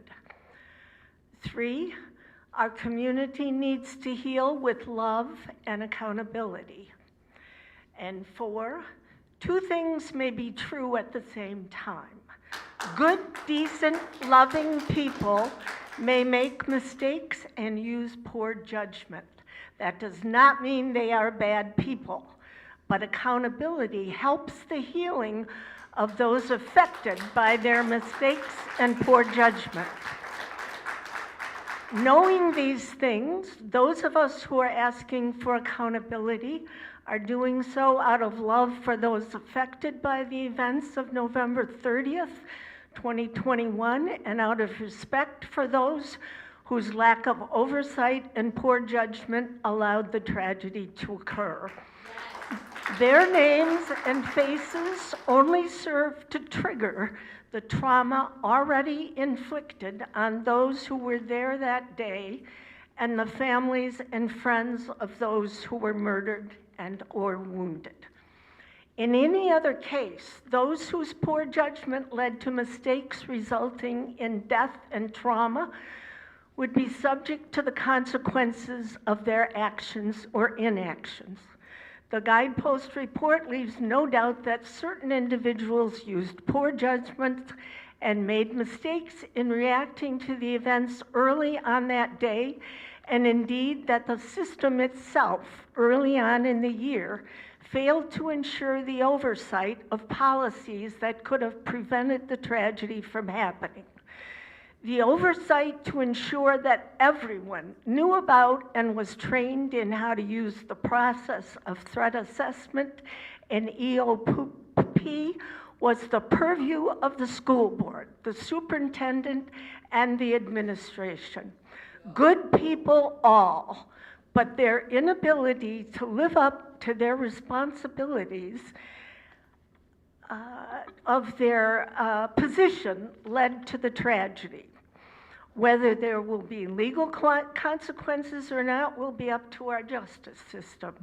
Non-legal consequences will reflect the morality and will of our community. One does not get over trauma. Trauma has to be acknowledged in the present and managed for the rest of one's life. We are asking for accountability so that this trauma that has affected so much of our community is acknowledged in the present, and each person affected can begin to manage the effects of that trauma.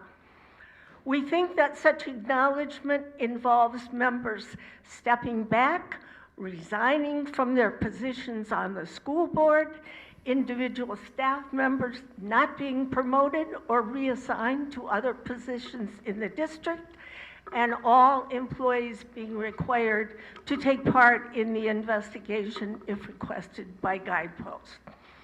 Restorative justice is just as important as legal justice. Thank you. Only love and accountability for all those involved will help this community heal. I hope we have the will and the integrity to do that. Thank you. Rick Schneider.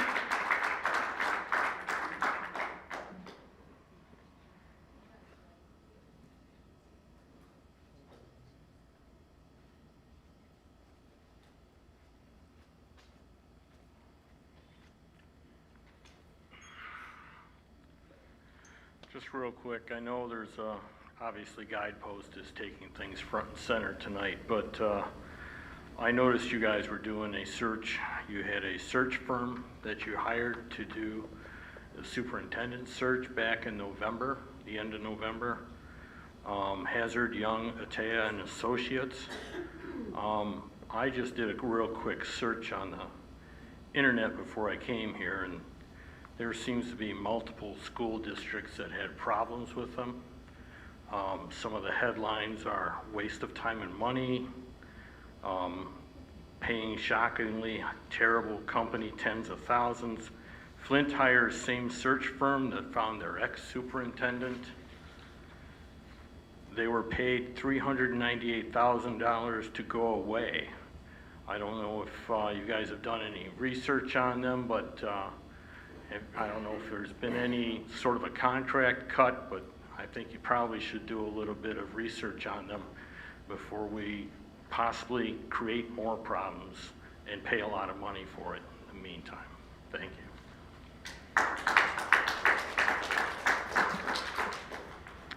Kaylee Rossner.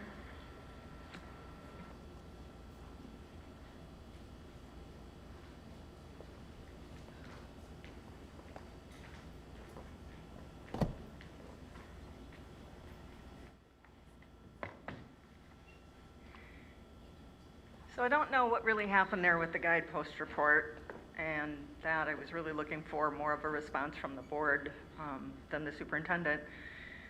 Yes. In the listening sessions, there was a great deal of focus on accountability and holding the people accountable and, you know, removing them from the district and the discipline. But that was all glossed over. I don't remember that being addressed, but that was all over in all of the listening sessions and in the public hearing portion when guideposts met.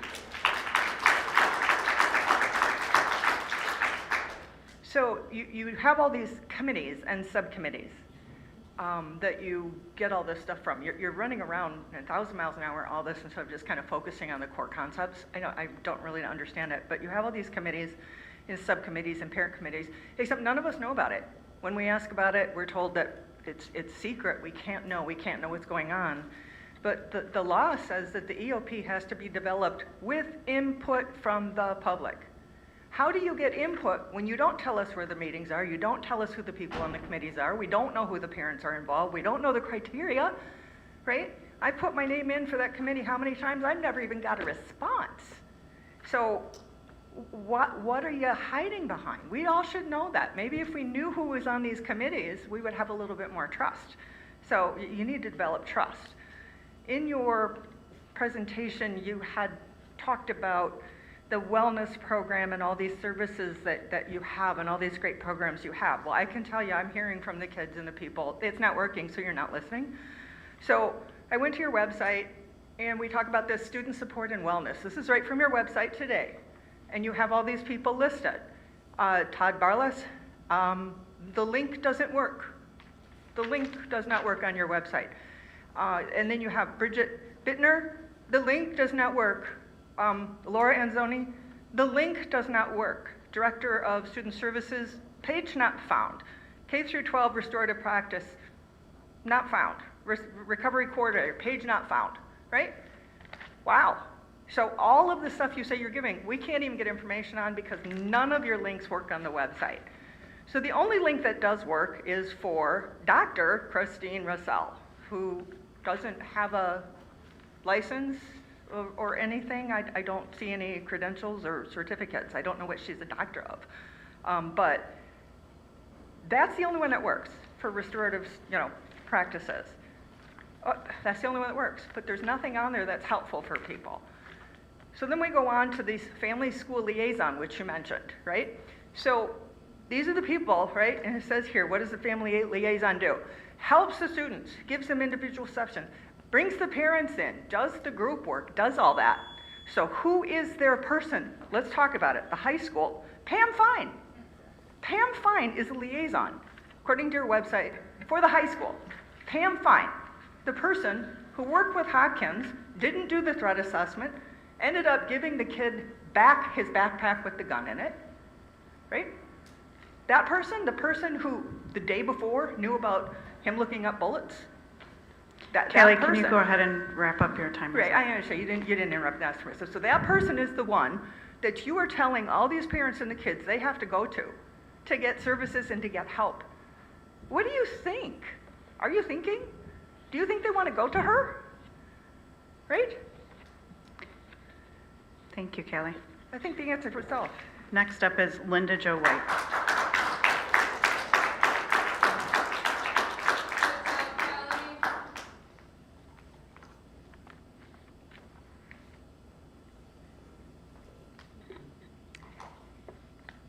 Good evening. My name is Linda Jo White, and I'm here to be a voice for the legacies of the 7, Madison, Tate, Justin, and Hannah. I'm a resident of Oxford, mother to a junior in high school, and have lived in Clarkston, Oxford area for most of my life. I stand before you, or sit before you, as a result of watching the past couple years unfold and realizing after Friday's sentencing that I can no longer remain silent. I'm a purpose-driven woman of faith who hates injustice and is driven to be an answer to a question in my generation.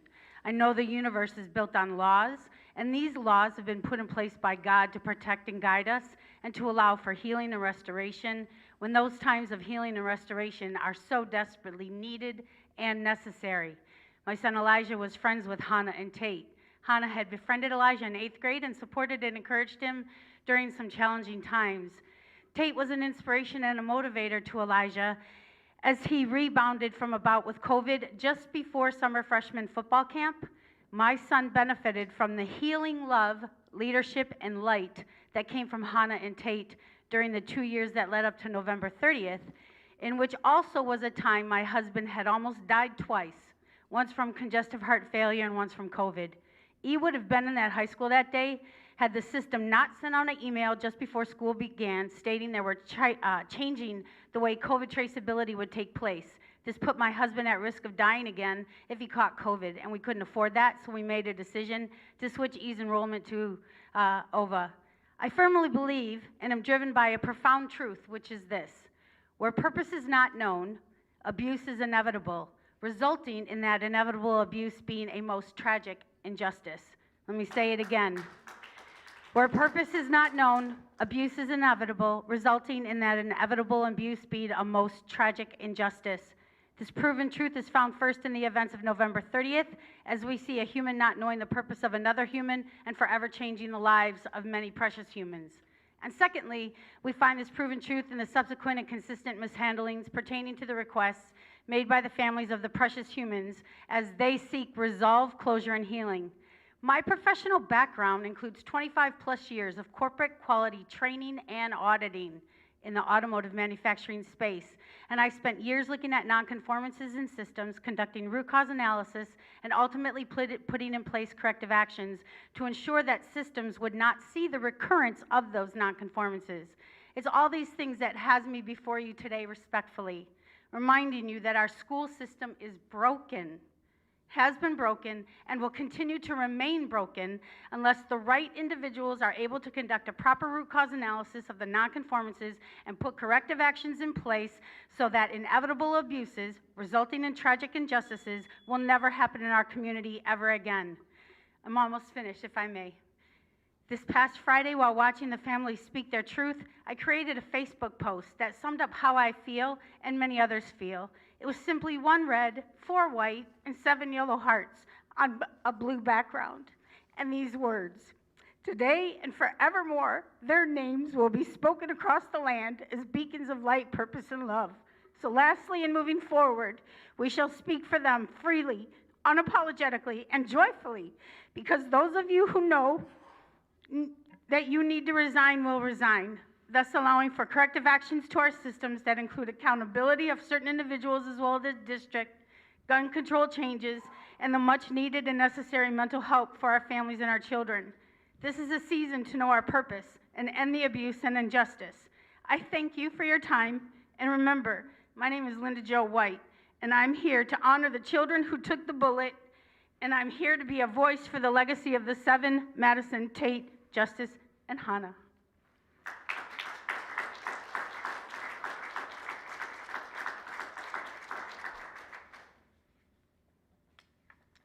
And Jolie Adams.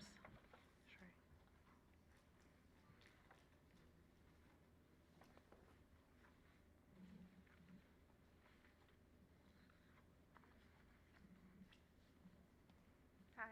Hello. So, can you hear me? My name is Anjali Adams. At first, I want to send my condolences to the families and the friends and everyone affected by the loss. My concern is a little different, unfortunately. So, I am here because I didn't really see any other option. I need to protect my daughter and address the racial norms in the high school. My daughter has experienced multiple children making monkey gestures at her and monkey sounds. It does not seem as if it is a major issue to the high school.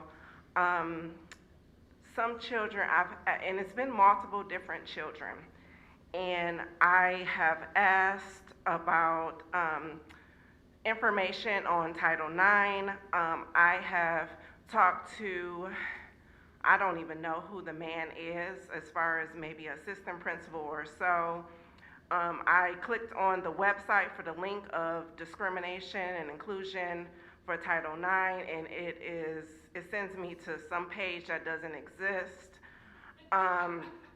The young man that actually did the last time, I was told that the moves was actually a Fortnite dance in the midst of an argument. Somehow the cameras does not have sound. So the other children on the football and the wrestling team stated that the monkey sounds was not made this time. I'm quite frustrated, and I'm not certain what I am supposed to do. As a parent, my daughter is a great student. She's been in the district since she was 3 years old. She is on the swim team, her first year swimming, which is great. And I don't think she deserves, or any child of color deserves, this type of abuse and this type of bullying. I think that saying a Fortnite dance is unacceptable, and I don't understand the logic behind that, and I don't think the child should be able to compete in any sports like this Saturday while we can't get in contact with his parents, as my child is still in class with this young man and his friends who laugh. So I would like to be able to have a space to talk to someone concerned in the matter, and I appreciate it. And I'm sorry, it doesn't seem like my issue is as big as everyone losing. It's still important. Thank you.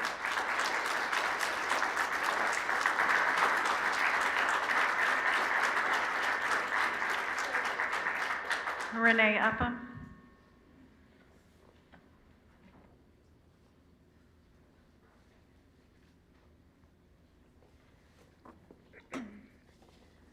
So, here we go again. We've been doing this dance here, all of us together, for 2 years, where we come and we have very simple, straightforward questions, and you say a lot of words and answer none of them. This meeting tonight, this presentation, all I can think of is it's like an obscene Saturday Night Live skit. You don't get to brag about all of the things you're doing now,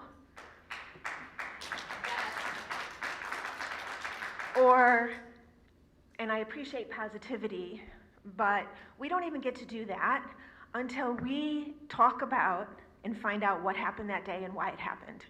You answered none of the important questions we had at those listening sessions. We all know it. You know it. You know it. There's a quote by Eli Wiesel that says something like, "It isn't just the cruelty of the oppressors that hurts victims, but the silence of the bystanders." Yes. I would ask the people in this community that are board apologists to think about that quote long and hard. As always, I am here because of my son Keegan, his classmates, his friends, and these families who, like I said last time, we are protective over. Friday, after I listened to 22 victim impact statements during the sentencing for the Oxford shooter, I left the court that day with a strange sense of calm. It wasn't because of the verdict the judge read. I realized it was because Judge Rowe did and said things that I've never seen or heard here in my own school district. Judge Rowe looked into the eyes of all of those victims. He said he was sorry. He said their name. He said, "I know this is hard for you." At the end of the trial, he told the Oxford High School kids that he sees them, and he knows that walking in those hallways every day is difficult. It's the first time in 2 years that I felt like someone was talking to my kid. How is it you can go 2 years without looking these kids in the eyes and saying those things? How can you work in education, call yourselves advocates of kids, and never have said those words to these kids? If you haven't said those words to at least 200 kids, then it's shameful. My son is a freshman at Michigan State right now. I've told you this before. We shoulder this burden for him. His sister, his dad, his brother, and I. We are here on behalf of him and his friends. There is a reckoning coming to this district. You think you are saving this district by moving forward at all costs. You are not. You are not going to save this district and this community by hiding and pretending this didn't happen. There's a reckoning coming. They are going to make a movie of this someday. There are going to be celebrities playing you. Think about it. Think about the role that you are playing and how you are going to be portrayed. Because right now, you are not showing these kids anything to look up to.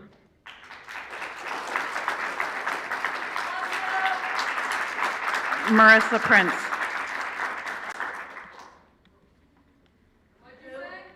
Marissa.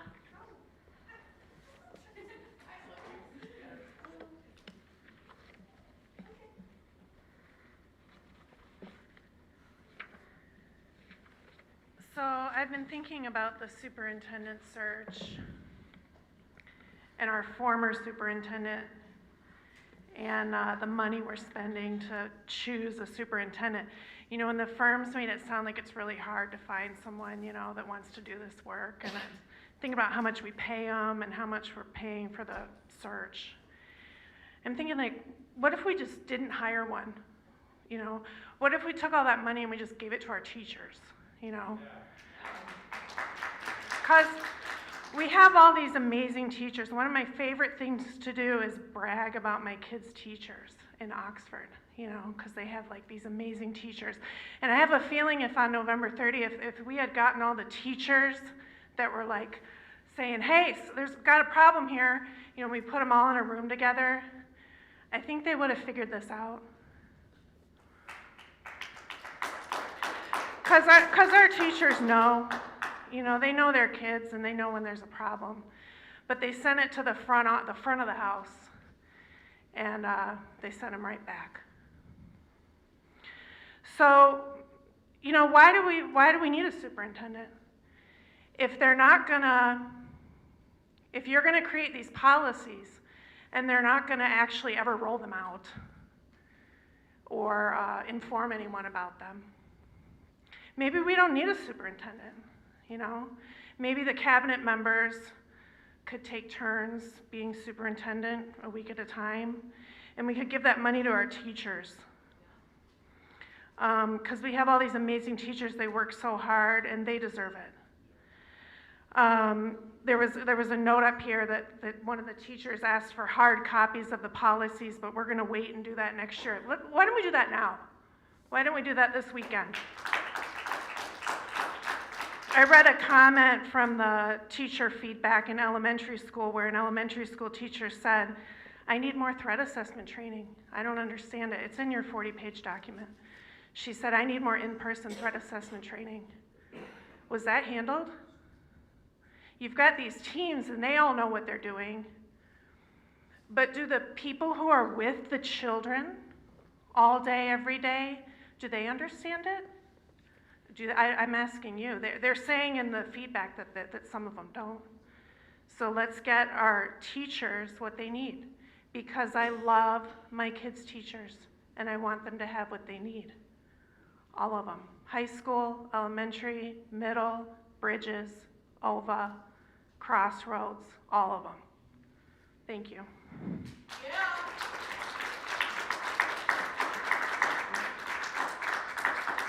Kara Pittman.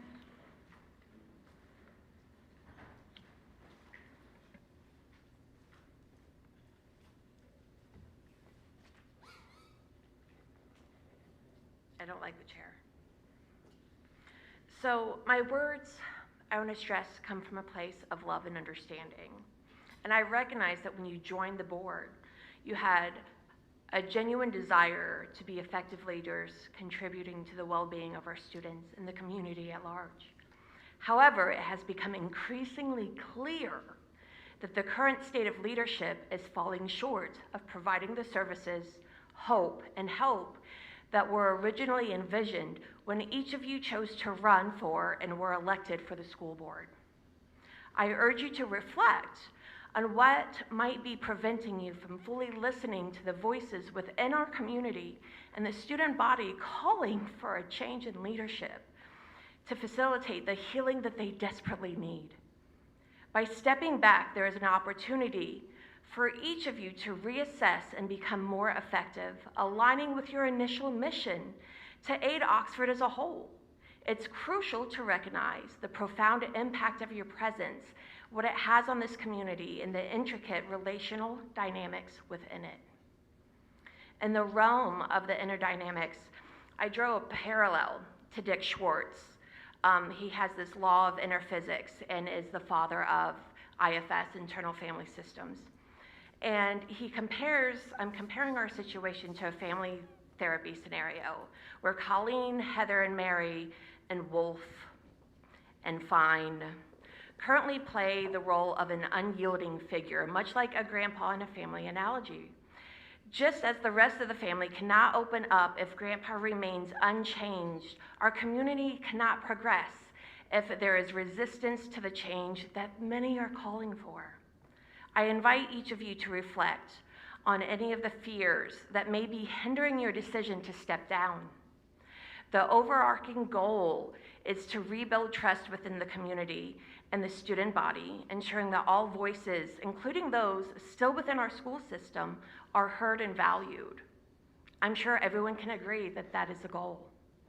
Anxiety has manifested as anger, which is a common response to underlying fears and uncertainties, particularly in the aftermath of November 30th. So we seek the change through expressions of frustration because vulnerability that's been displayed over the past 700 plus days has not yielded the desired outcomes. Instances like Linda Watson's impact statement at the school's approach for the trauma-informed practices as evident because they're still mandating doctor's notes for her. During our freshman orientation, I found out that students were discouraged from discussing the events of November 30th with upperclassmen. This restrictive approach impedes the healing process, almost done, and further emphasizes the urgency for change. And I want you to remember that each of you is an integral part of this community. When I talk about the community, I'm talking about you too. So when we speak of healing, we mean it for everyone as a unified community. So I implore you to consider the greater good of our community and acknowledge that sometimes stepping back is the most powerful step forward. Thank you. Andrea Jones.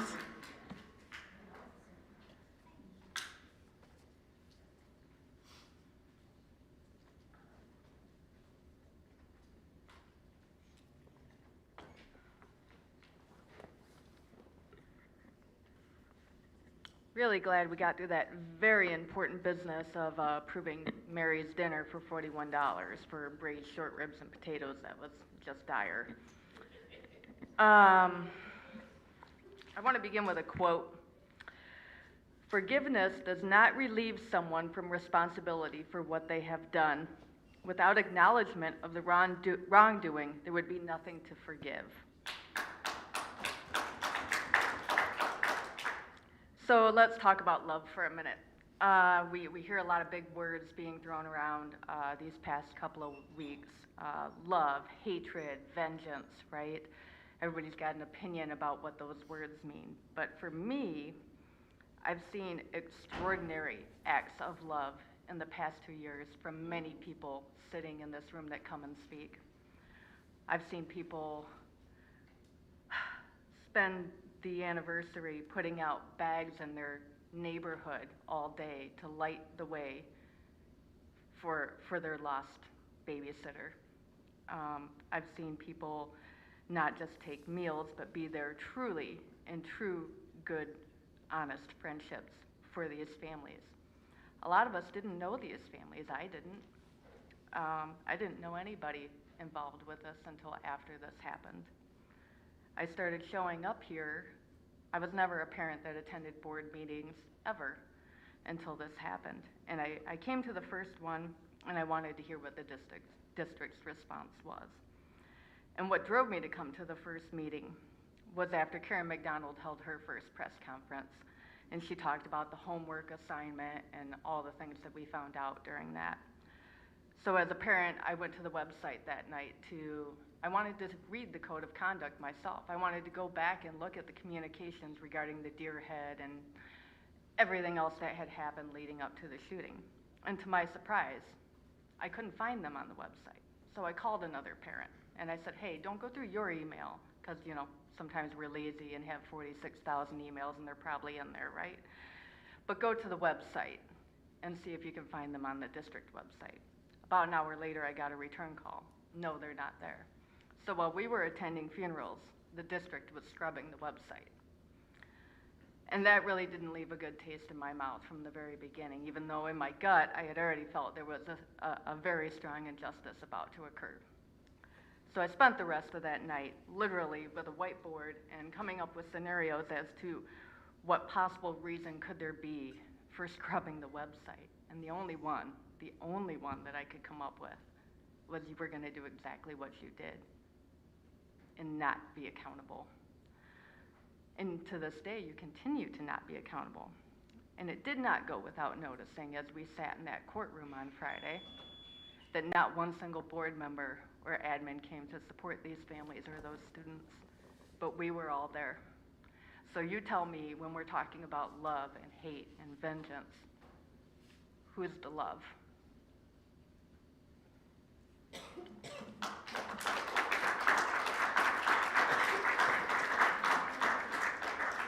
Giselle Gillum.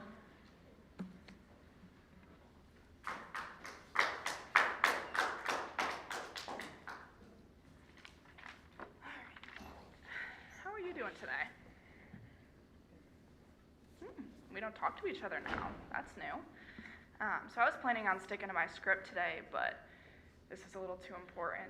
So, Erin, your apology was a little bit scripted, and quite honestly, I can't believe it didn't come from Mary or Heather themselves, because you two are the only two left responsible. And you still just sit there with your stone cold little faces and look in the eyes of these families. They just want some accountability and apology, and you can't even figure out how to give them that. What Marissa read, the apology, before everything started, that's what we deserve. That's what we need. Your apology was scripted and didn't really mean much to anyone at all. Why can't you look us in the eyes and apologize yourself? Are you so guilty that you just can't get the words to come out of your mouth? I'm not really sure what it is, but it's a lot of disrespect to a lot of people that don't deserve it. Standing here and holding your ground, refusing to step back and resign, holding your ground only digs us deeper into our trauma.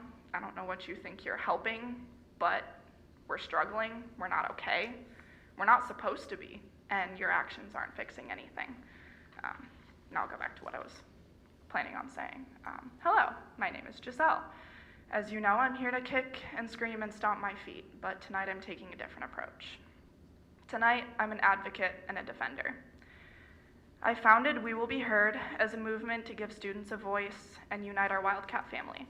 I created it to bring peace, unity, and healing to our community. That is the mission I am committed to, and that is the passion my words come from. Recently, I had an underclassman who was in 8th grade on November 30th of 2021 reach out to me. He shared one of his writings with me, and it's something you all deserve to hear. It reads, "With all that had happened to me in the past 15 minutes, I truly didn't know what to feel. Should I feel scared of what's going on? Would it be selfish to be thankful it was at the high school and not where I was? Should I feel sad for everyone at the high school? It was too much for me to handle at the moment." I got picked up and we drove home. We drove past Meyer to see the parking lot full of people, and that night, when I was lying awake in my bed staring at the ceiling, I began to cry. I didn't know what had really happened. I didn't know who was hurt, but I did know that I was scared. Scared of what was to come and scared to look back. I was in middle school then, but now I walk through the halls of Oxford High School. I never saw the carpet where the blood of my fellow students had soaked into. I never saw the paint that had bullet holes and blood splattered across it, but some part of me wishes I had. Some part of me wishes that I was there so that I could have tried to stop it. But that's not the truth, is it? The truth is that I was in middle school. The truth is that, like so many of you, I can only peer through the glass to see the aftermath. This child was filled with innocence, and although he wasn't present during the shooting, now that he walks our halls, he too feels the weight of it. In another writing, He shared with me the statement, "Why are all of the people who failed the children at Oxford High School, the people of Oxford, and most of all Hannah, Tate, Madison, and Justin still in the position that they are?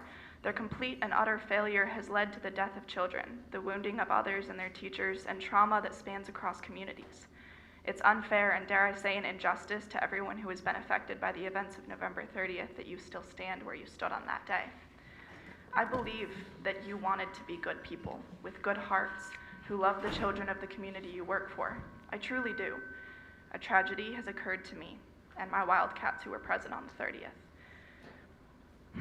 But there are thousands of children who are filled with innocence, who have a future ahead of them, who still feel genuine happiness and joy. So instead of dwelling on the past and the failures and the terrible events, because clearly that hasn't worked, what if we focus on the future and the joy and the change capable of being made? These children need you to take accountability and take actions and responsibility to protect them, to protect their innocence and their future. These children need you to pull through for them and do what it takes to bring peace and protect them. My mother referenced a kind woman who was driving through a subdivision. The woman was unconsciously speeding and hit a child playing in the street. The child died, and although the woman was kind and had good intentions, she still had consequences for her actions. These children need to be able to heal. They need closure. They need to be able to ask for help from people that they believe are capable of truly helping them. So I'm asking you to do what you know is right.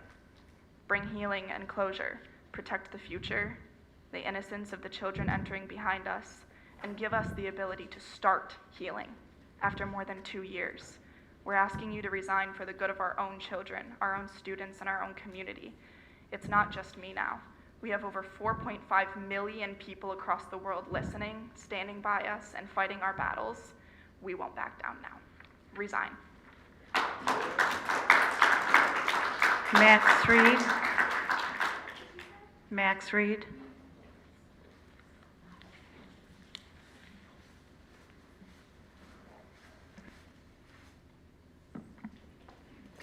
Lost the chair.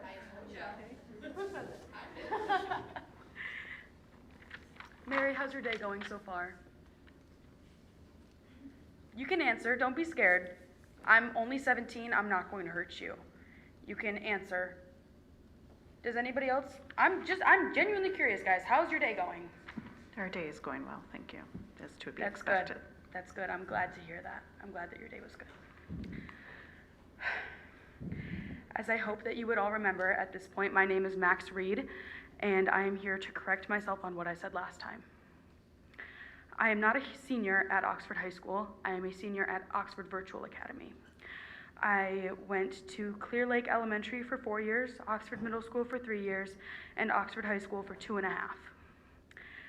As I said last time, I was a sophomore the year of the shooting. I tried to go back, but with barely any support given from the board, it was hard.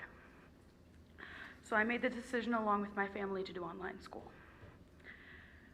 I take one class at the high school now, and even I can see from only being there for an hour, there is no support there. None. There are counselors who care only about grades, teachers who are just trying to get through the day, which I respect so much. I love our teachers at Oxford High School. And students with their heads held low. But don't worry, they only have one headphone in just in case there's another shooting. I miss my friends. I miss being able to socialize and sit in class and gossip and joke at lunch. I miss being a normal kid. Last time I sat in a classroom was almost a year ago, because I can't do it anymore.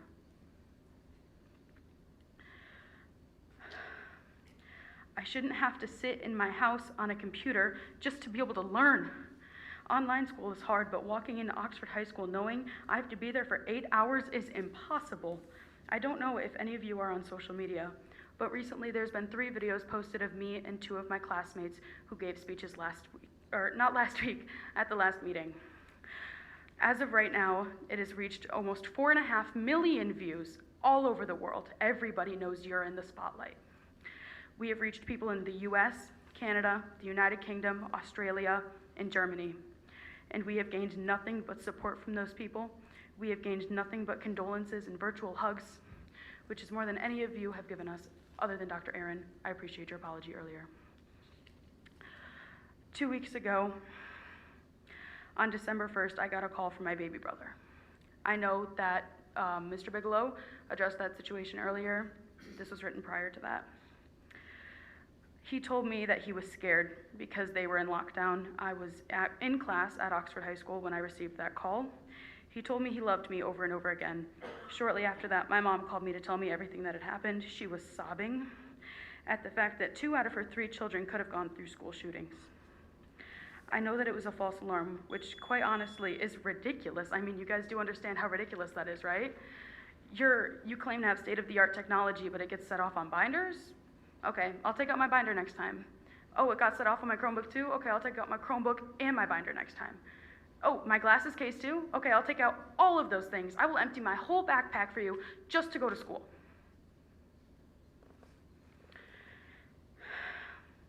Can you see how ridiculous that is? You hired security guards.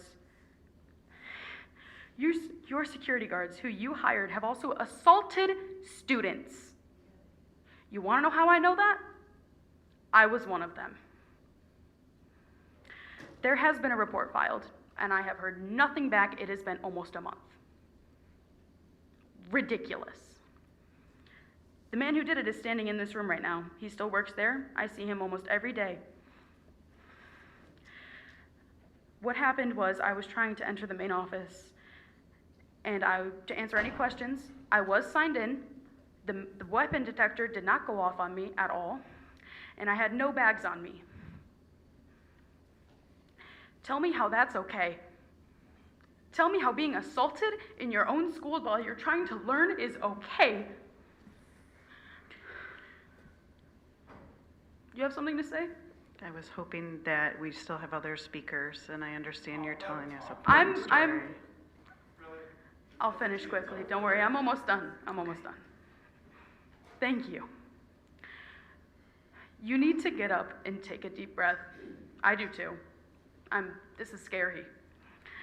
But you need to get up, take a deep breath, and resign. You clearly aren't doing your jobs even after a school shooting. Come on now. Go home. I do not understand how you can still show your faces here after countless students, victims' siblings, parents. We've told you we don't want you here. Mary, resign, please, for me, for Hannah St. Juliana's siblings, for Justin Schilling's siblings, for Tate Mears' siblings, for Madison Baldwin's siblings. Go home.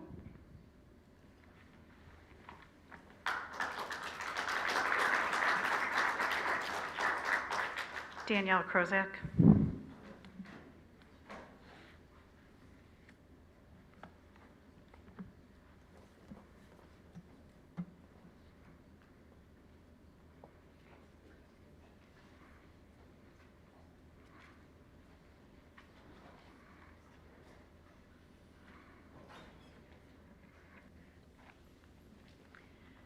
Good evening. It's been 742 days since the avoidable tragedy and senseless murder of Tate, Hannah, Madison, and Justin. 742 days since 8 others were injured and over 1,600 students, staff, terrorized, traumatized. 742 days and counting that they are all traumatized, that my daughter came home, she survived, but she has not been the same. 742 days and counting without accountability from this board or district. This report tonight, this response, was another missed opportunity. Yes. It was another trigger. It was another slap in the face. You chose your words carefully. This was not unnoticed. The Webster Dictionary defines accountability as the quality or state of being accountable, an obligation or willingness to accept responsibility for one's actions. Being accountable means being willing to face and understand that our choice and actions have impacted others, and we acknowledge it. We've stated, myself and others have stated since the beginning, 3 parties were responsible for this tragedy: the shooter, his parents, and this board and administration. Only one has taken accountability. We have been asking for you to take accountability, which means saying the words that you failed. I know as humans, it's difficult for any of us to accept any idea that our choices, actions or lack of actions, cause great harm, trauma, or even death. We're human. We're good people. You're good people. Your parents, your siblings, your aunts, your uncles. You go to church. You volunteer on the PTO. You donate to charities. I do those things too. I'm a good person. It doesn't mean that you don't accept responsibility for your failures. Instead of being accountable for your actions, you have pushed forward. You've convinced yourself that you're doing the right thing, but you're not. You know you're not. I know. Aaron, I know you know you're not. Taking direction from the insurance company attorney at the expense of causing further trauma and damage to all the families, students, and staff is not the right thing, and again, you know it. People have come to your defense recently because you're a good person. Good people make mistakes. Again, I know it. They've recommended prayers, forgiveness, moving forward in love and light.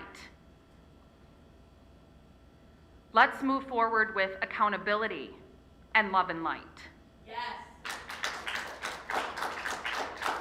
A verse from Proverbs 6 provides a powerful reflection on the consequences of wrongdoing. There are 6 things the Lord hates, 7 that are detestable to him. This list includes actions such as a lying tongue, a false witness, and those who sow discord. It emphasizes the importance of honesty, integrity, accountability in our actions. It encourages commitment to diligence, truthfulness, and the avoidance of actions that lead to conflict and dissension amongst your community. I just ask you to consider your actions, your individual actions, your lack of action, your commitment to this community, to these families, to the students. Look at your character and set a higher standard for yourself and the board. Your gross negligence, wanton indifference, lack of integrity will be your legacy. Our grace and our patience for 2 years, waiting for you to acknowledge, simply acknowledge that you failed, causing death and trauma, is gone. Our grace and patience is gone. Heather and Mary resign. Olivia?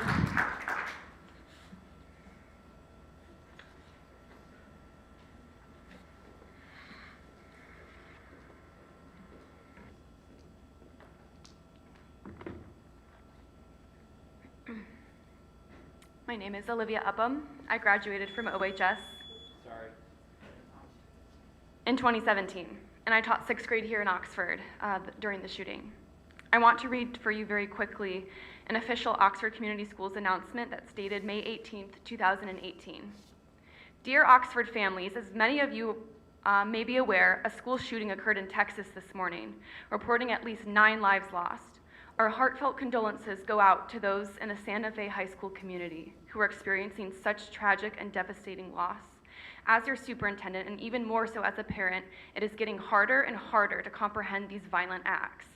Please know that the Oxford school community holds student safety and security as its highest priority. I will be sending a parent update of Oxford's ongoing efforts regarding campus security and student safety next week. In addition, the Oxford Leader will publish an article with further information on school safety in its May 23 edition. Providing a safe learning environment has never been more critical. Sincerely, Tim Throne. I know you are not in the business of answering questions, only causing them, but I ask of you, each of you, to go to bed tonight and think of this announcement. Was it a lie? Was it merely window dressing? I was at the end of my freshman year of college in Washington, D.C. when this announcement came out.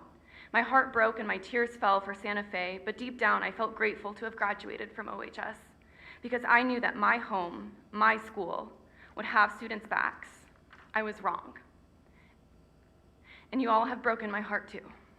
You lost 4 kids. You lost Hannah, you lost Tate, you lost Justin, and you lost Madison. This is worse. This is cruel. The writing was on the wall across this nation, in our schools, and finally in your house. You acknowledged it, you ignored it, and you still won't answer for it. I received a world-class education in Oxford, and I will never deny that. My teachers have become my friends and even my family, as have my former students. But I now have to reconcile the fact that my safety in your hands and the fact that my brother, my best friend, came home on November 30th. That was all due to luck. That is not a world-class education. It's not an education at all. Now I work in anti-corruption for the U.S. Federal Agency for International Development. I spent 3 months this year in Moldova, bordering Ukraine. My coworkers are refugees. They survived protracted war. They have lost everything. So why is it when I tell them that I taught in Oxford, they look me in the eyes, trying to make sense of the senseless, and ask me why and how you have not answered for your failures? They cannot fathom the suffering you continue to cause. They ask me how any of your behavior the last 2 years is acceptable. I want you to know that 4,900 miles away from Oxford, tonight, there are people watching this live stream wondering if any of you even care at all, and if you'll ever show it. Do any of you know what Oxford looks like to people on the outside? This May 18th, 2018 post should haunt you. I don't know how it could not.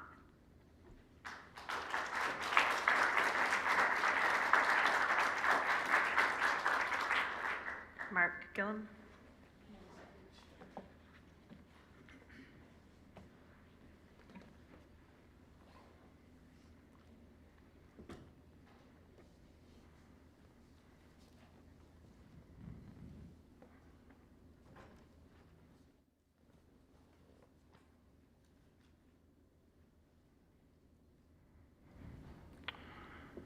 So, I think you guys need to know who I am.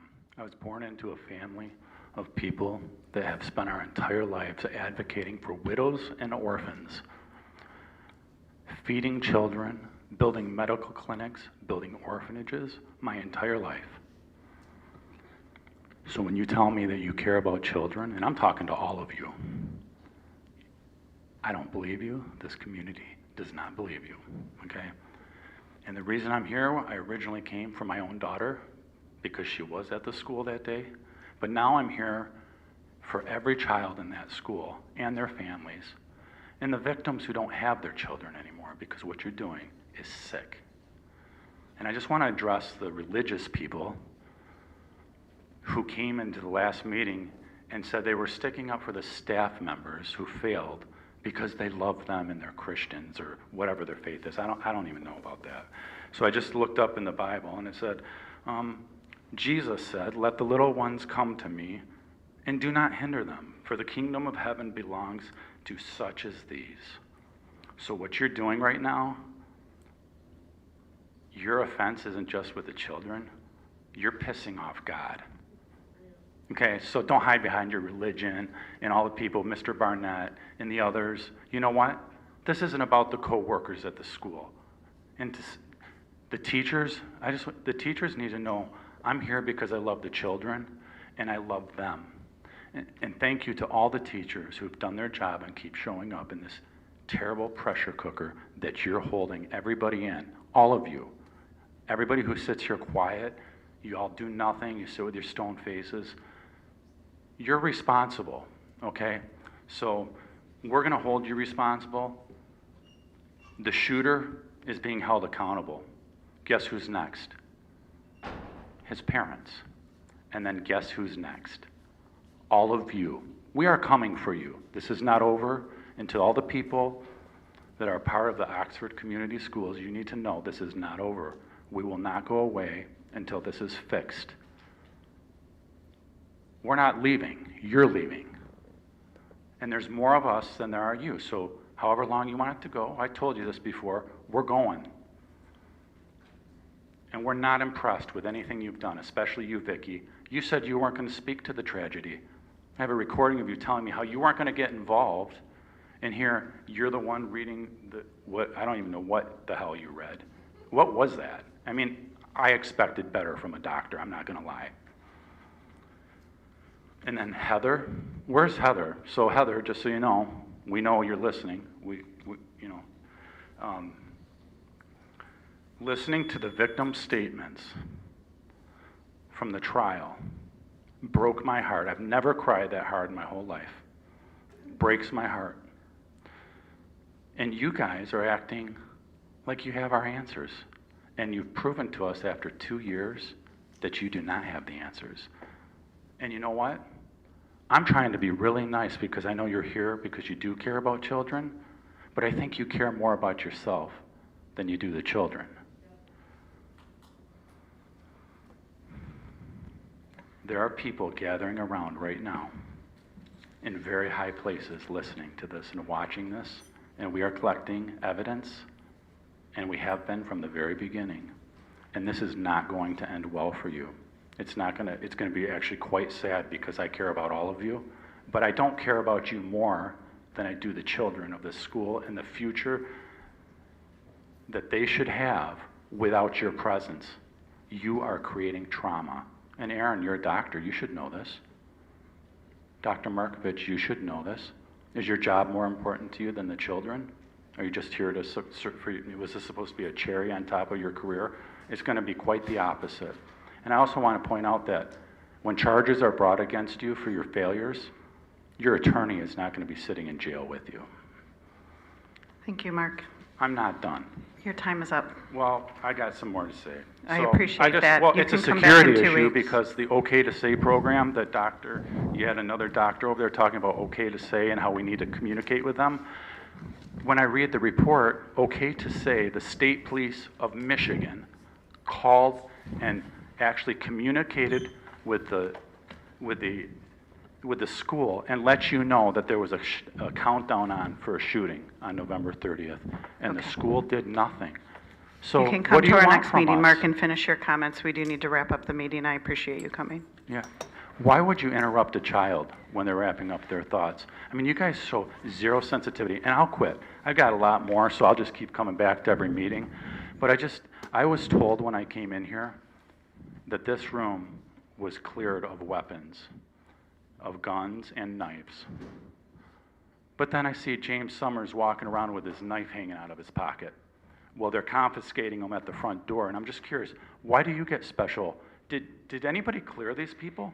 Did Mark, you have I to walk through appreciate the you screen? coming today. Again, we are going to wrap up the meeting now, and you Are can you? come back. Yes, I am. Thank you. Okay. Appreciate it, Mark. See you soon. Okay. Next agenda item is our scheduled activities. As you can see, we have a Board of Education special meeting on December 18th. Then we go into our holiday break. And then we have Board of Education meetings resume in January, along with our conversations over coffee. Is there any administrative clarifications, Dr. Markovich? Any final board comments? All right, this meeting